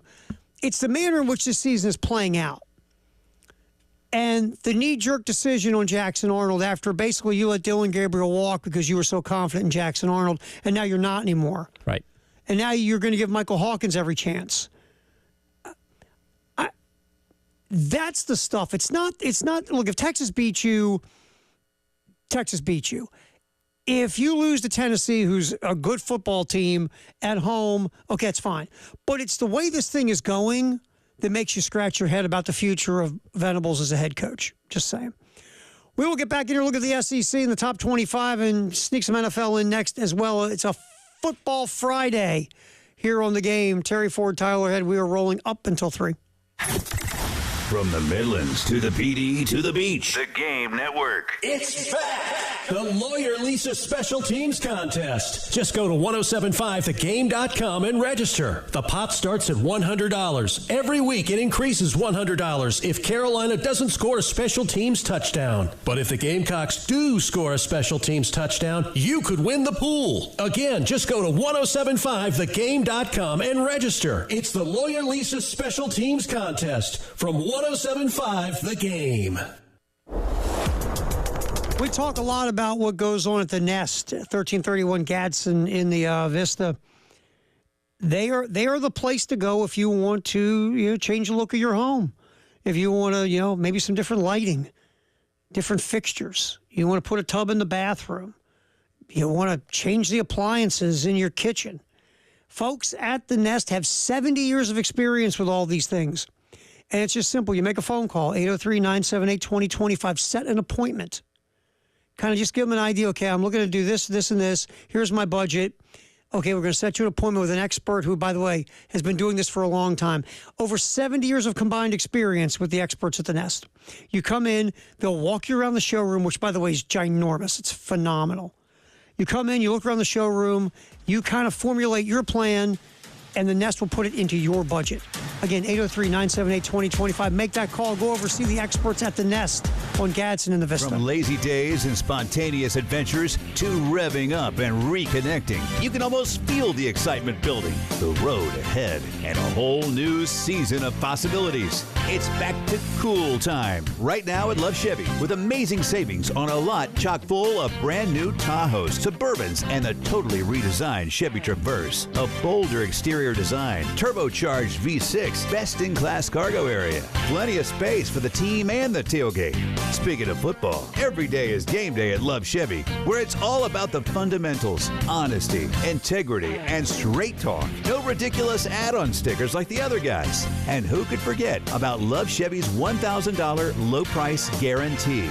Get back to cool today at South Carolina's #1 volume Chevy dealer, I-26 at Harbison, and at lovechevy.com. Together, let's drive. That's the power of love. Love Chevy. The Gamecock men's basketball season is almost here, and we need you to help us pack Colonial Life Arena all season long. Season tickets are on sale now and start as low as $90. That's less than $6 per game to see 2024 SEC Coach of the Year Lamont Parrish try and get back to the NCAA tournament for the second year in a row. For more information and to secure your season tickets, visit thegamecockclub.com/MBB today. Whatever the game, whoever you're with, just catch a game. Pete Ale Wine Pool and Spa is the place for all things swimming pool and hot tub. Need a new vinyl liner? This is the perfect time of year to have your faded or worn out liner replaced. Call or come see us to repair, replace, or upgrade your existing equipment. Want to cover your pool to keep out all those fall leaves? A new safety cover is the answer, and it's safe for the kids and pets. That's Pete Ale Wine Pool and Spa, 5541 Sunset Boulevard. You'll find us on Facebook or online at PeteAleWinePools.com. As a mom, comforting my family is what I do best. Vicks Vapor Stick provides soothing, non-medicated Vicks vapors in an easy-to-apply stick, and it dries fast, so there's no mess. I use it to comfort myself and my family. Thanks, Mom.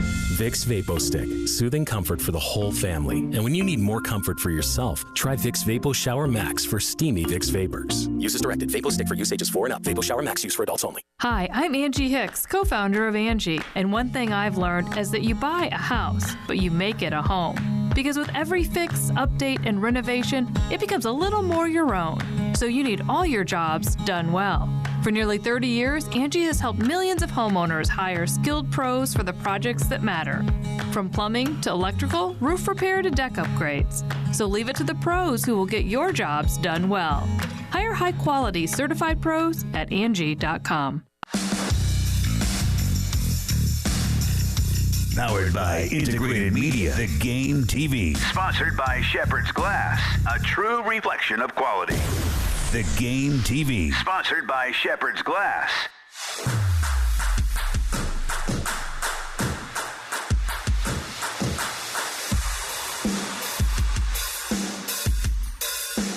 Football Friday. Sponsored by Brian's Heating and Cooling. From the Midlands to the PD to the beach. The Game Network. All right, typically greatest day in the history of the world lands right here. I'm going to give you the old school one because this thing's wild, and then we're going to move on. All right. This day in 1924, Red Grange scores 6 touchdowns. Illinois beats Michigan 39-14. Ready for this? Grange returns the opening kickoff 95 yards for a touchdown, then follows with touchdown runs of 66, 55, and 40. All this in the first 12 minutes of the game. That's pretty good. Then later on, he throws for a touchdown and returns another kick for a score. Hope he won MVP and got the game ball afterwards. How wild is that? And again, back in those days, he was like, the greatest player in the history of college football at the time. But wow. I've often thought about this real quick since we're on the topic of this.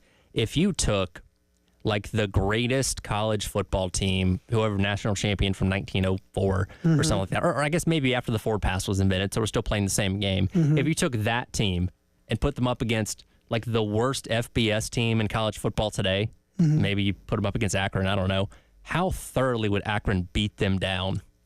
Well, I guess I always look at it this way. If you're taking them, if you're transporting them, if you're putting them in the hot tub time machine.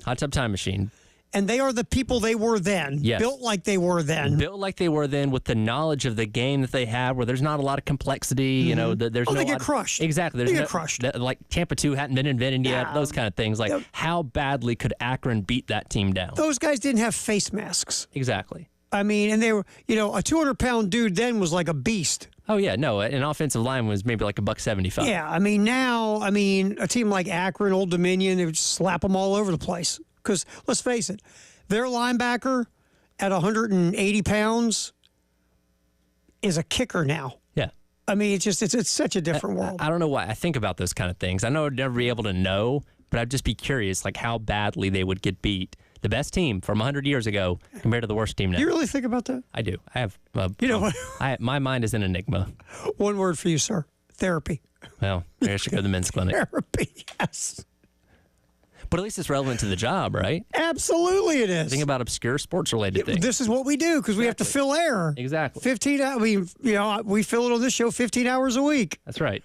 Oh, anyway, all right. Back to Football Friday here on the game. Let's continue on with the SEC real quick. You love Arkansas Saturday. You really do, don't you? Tomorrow. I just think it all lines up. Look, they've impressed me a lot this year. They gave away that game against Oklahoma State despite outgaining them by 300 yards. Taylon Green is a very, very good quarterback. Do you know how many rushing touchdowns they have this year as a team? How many? 20. Wow. I know they run the ball really well. They run the ball hard. Here's the thing. I am so with you. If Taylor Green plays, I'm more agreeing with you. The question mark, he's been hurt. Right. He got hurt at the end of the Tennessee game a couple weeks ago. So if he's not playing or not 100%, that's the only thing that could screw up your idea. 'Cause I like where you're going with it. And LSU, yeah, they are better on defense than last year, but I still think you can punch them in the head. And maybe if you ran the ball and Green's healthy and you have that multi-headed monster in the run game, LSU might have a tough time with that. Yeah, it looks like Sam Pittman's played it pretty close to the vest with Taylor Green this week. He's saying he's optimistic about him, so we'll see what he's like on the field tomorrow. I'll put it this way. If your scenario comes true, I'm not surprised. Yeah. Is that fair? And it's just kind of in line with what this season's been so far. It's been nutty. And here's the thing. The funny thing, we've been overlooking LSU. Like, we have not, I mean, we talked about them because they obviously came and played here, but most of the nation, they wrote them off after week 1 when they lost to Southern Cal, a one-score game in Vegas. They're undefeated in the SEC. They're still in the driver's seat to get a bye in the playoff if they keep winning. So think about this, though. They're undefeated in the SEC, but South Carolina should have beat them. Ole Miss should have beat them. And both let LSU off the hook. Yeah. And again, Arkansas is coming off of a bye as well. Mm-hmm. And Arkansas, look, don't get me wrong. Brian Kelly's a human being, looks like a guy I'd never want to spend 5 minutes with. Sure. But I respect Brian Kelly as a football coach. He's really good. He's one of the best in America. And he's won double-digit games both years at LSU. Yeah. I always lean toward, and again, I love Uncle Sam. I just don't know what Uncle Sam is. So the coaching thing, I lean toward LSU. But what we know this year with Arkansas is they should be 5-1.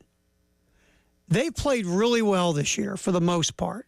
And even that A&M game was a one-score game. Yeah. So I would not be surprised if Monday we're talking about, hey, Tyler, you were right, man. How about Arkansas? Would not surprise me one bit. By the way, this game, the Battle of the Boot, there's a trophy for it. Yes. Deserves to be on rivalry weekend.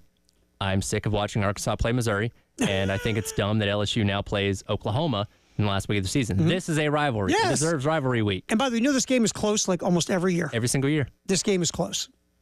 So it's going to be very interesting. Florida hosts Kentucky. This is the thing that gets me about this. If Graham Mertz was starting, I'd almost say Florida at the Swamp because Kentucky is back to being 500 Kentucky. I think Florida finds a way, even though Kentucky has been Florida's daddy here recently. Yep. I'm very underwhelmed with Kentucky. Yeah, and look, I thought they were going to beat Vanderbilt last week off of the hangover, but the DJ Lagway thing, sure, he's got potential out the you-know-what, but I just Is he going to do stupid stuff on Saturday? I just haven't been the most impressed with him this year, and there's a reason they pretty much went back to Graham Mertz, and he actually was playing decently the past couple of weeks. They were dying for Lagway to take the job. Of course. I think, you know what, as I'm thinking this through my head, Stoops is a good defensive coach. They're going to do some things to make Lagway crazy. I think Kentucky gets a back-breaking turnover or two from Lagway, and Kentucky wins the game at the Swamp. And then Billy Napier has somebody start his car. And it's really, A&M should go to Starkville and win easy. That shouldn't even be a conversation. I want to circle back really quick, get one cut here from Kirby Smart, talking about the challenge of taking on this Texas offense. Quinn Ewers is back as the starter, even though he was pretty rusty for a little bit last week before they got it cooking.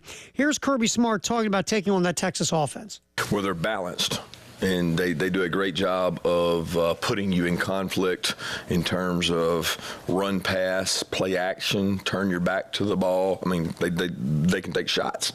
They got really good wideouts to take shots with.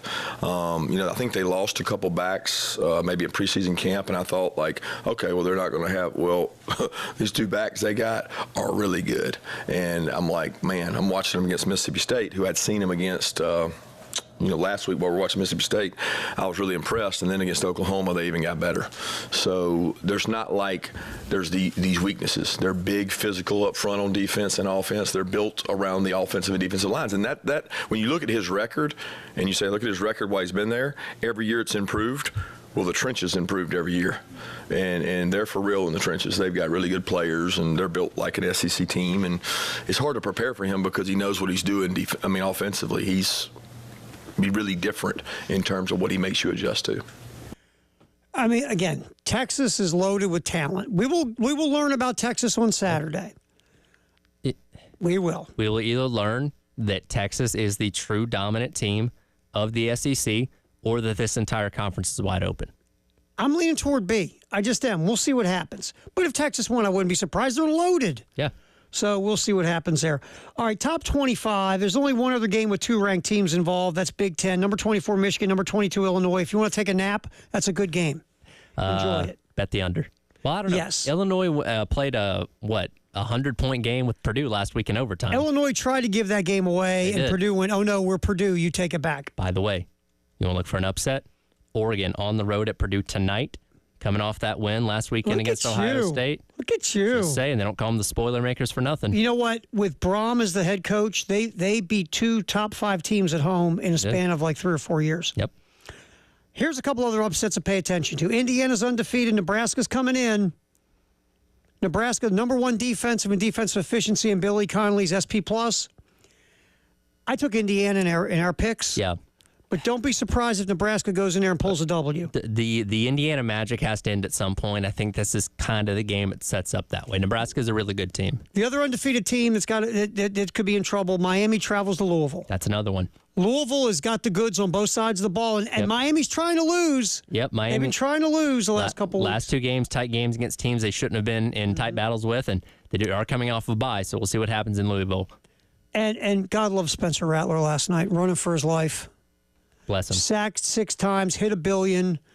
I mean, had no time to throw. And the worst part is Elijah Campbell now has to eat Rocky Mountain oysters. No, the worst part is Dennis Allen is his head coach. Taking a timeout for a knee at halftime? What are you doing? I know. This is bad. Just bad. All right, we'll get our Firehouse Sub Text the hour next and Yip with Jay Phillips. That's coming up on the halftime show. Terry Ford, Tyler Head here on The Game. 107.5 The Game. In Columbia. 100.5 The Game. In Florence. 100.3 The Game. In Myrtle Beach. The Game Network. Powered by Integrated Media. The Game TV. Sponsored by Shepherd's Glass, a true reflection of quality. The Game TV. This is Jim Rome with a Sports Minute. After that absolute classic of an ALCS game last night, there is no way that I'm going to start with that boat race in New Orleans. Nope, not today. Today, Cleveland, this is for you. Seriously, what an incredible game and what an incredible win to keep this Guardians dream alive. I'm Jim Rome.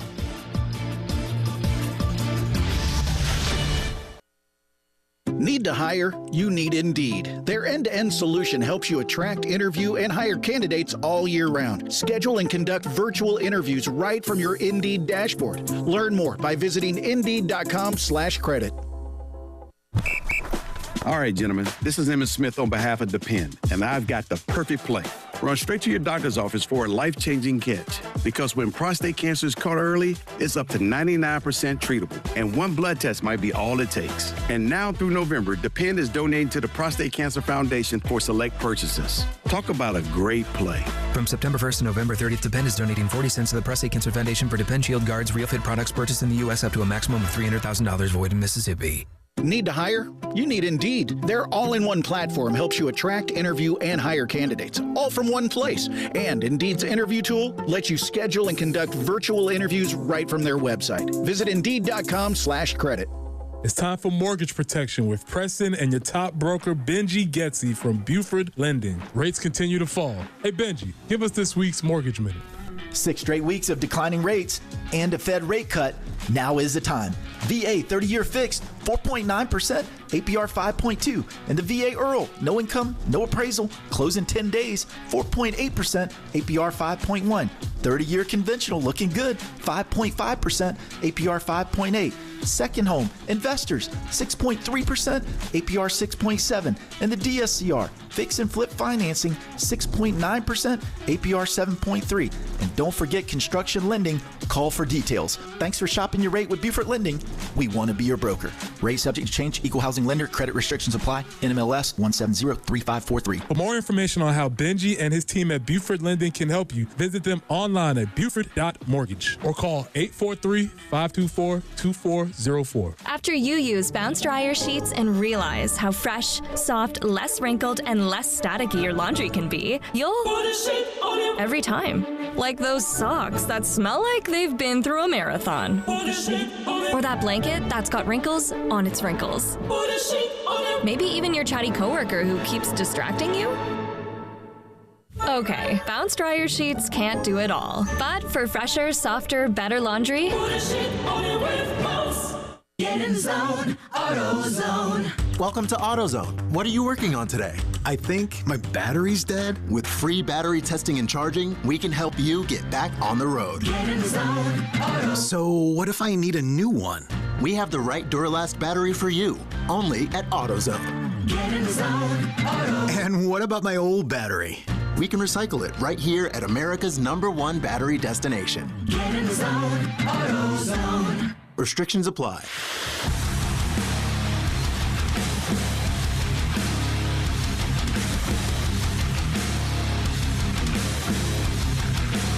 Football Friday. Sponsored by Brian's Heating and Cooling on the Game Network.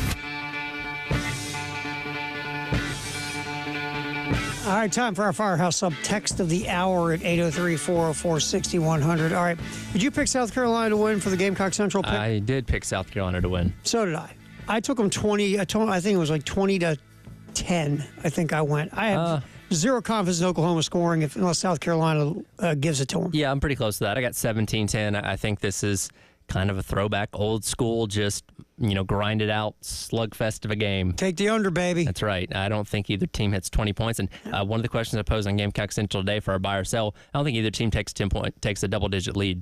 I think it's just one score after one score. I think it's just an old school rock fight, and I took South Carolina to in our little deal. All right, we just kind of skimmed on it for a minute. But that atrocity last night on Thursday Night Football, where there's only one person in the country who enjoyed it, and he's to my left right now. We'll talk to him in a second. That's not even close to true. Oh, stop. First of all. In the country? Come on, man. There's at least 10 or 12. So when does Elijah have to eat them? At our remote in 2 weeks at Columbia Credit. Here's my thing. So I told him I'd eat one with it. I mean, it's not like it's but you like them for some weird reason. Well, it's not that I sit there and seek them out, but again, I've tried exotic things, and there's things that I would not eat. That's exotic. All right, let's ask you a quick question. Does anybody know what we're talking about before we just sit here? I'm going to get to it right now. Okay. So you had the bet yesterday, which I thought was a very unfair bet. Well, I didn't come up with it, and nor did I necessarily. I mean, Tyler, he agreed to it. I mean, look. I love the idea Will had of you guys having a bet. Yeah. But Tyler, think about this bet for a minute. Yep. Okay, so if Jay loses, he's got to eat crawfish that are spicy, right? Was that the thing? Yes. Now, Jay, do you not like spicy food? Is that I do. I don't like. Listen. Mostly guys are listening, and it's Friday afternoon. So, I don't want to get too graphic. Mm-hmm. The difference in spicy food for me, I'll eat spicy food. Like I told Elijah, I don't want to sign a waiver for spicy, but I'll eat I'll eat what they list as a hot wing. Now, when you get to the, super atomic, whatever flavor when they want to call. When it has the 6 peppers on the menu next to it. Well, again, if you got to sign a waiver, then I'm not eating it. But but here's the thing. It's not the going in. That's the issue. It's the coming out. That's fair. Okay. That's fair. And that's it. And I'm not going to tell, I can't, but I've told Terry a story once. Yes. And so you can learn lessons in life, man. Hey, I get it. I get it. All right, but here's the thing. So you would eat spicy crawfish, but not so spicy that the awfulness that happened to you when you were younger. Right. I'm not signing a waiver. But the flip side is, Elijah, if he loses, has to eat Rocky Mountain oysters. And again, all right, I'm going to try to do this as delicately as possible. This is the so what makes it bowlable? It's yes. Right. Hey, if you Google it, you can find the answer. You can Google it. 2 of the 3 things that make it bowlable. I just want to know who the first person to think this up was. Our good friend Will King hit us. He had heard us talking about wanting to potentially have a bet. Will, for what it is worth, is also as big a Saints fan as Elijah. Right. is. I remember hearing this yesterday. Maybe bigger, if only because Will is older and therefore has had even more time pulling for the New Orleans So Saints. let me ask you, Tyler. Okay. Does that sound like a fair bet to you? Well, so Jay has the opposite end of the spectrum here, where it comes to the effect that the loss would have on him. For Elijah, it's like the mental side of doing it the first time. Yeah. Sure. See, I have very few rules in life. One of my rules is not eating those type of things in any way, shape, or form. No matter what. I don't care if it tastes like chicken. I don't care if they're good fried. I don't care whatever. That whole idea to me. Now, let me ask you this. Yes. Let's say somebody gave this to you and you didn't know what it was.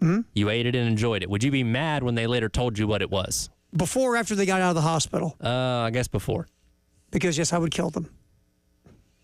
Yes. Even if you really enjoyed it. I don't care because I'd stop enjoying it right there at There's that the point. irony, right? Like that's the story I told you yesterday. Which is a good story. And we have, listen, I've told this story about our own dear Jen Jensen.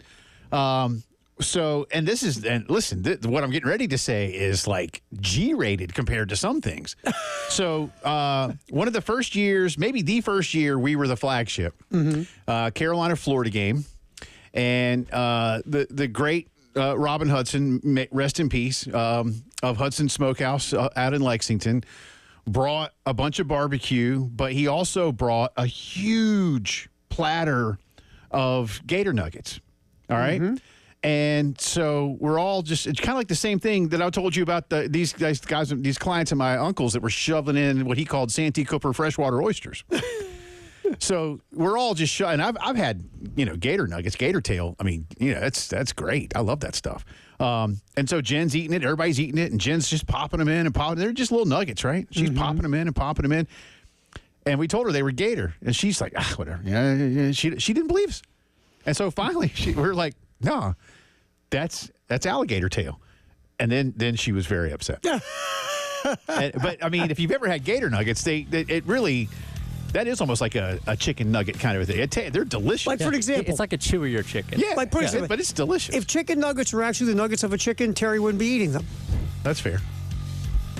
But just saying, Elijah really got the short end of the stick. Well, I mean, when I told him what it was, he, I was like, look, you, because I'm not big on these kind of things anyway. I was like, you don't have to agree to this. You and Elijah are going to yap about this next week. Yeah, we'll see what Langston thinks. He lives in Texas. All right, Tyler, good job, my friend. We'll do this again on Monday.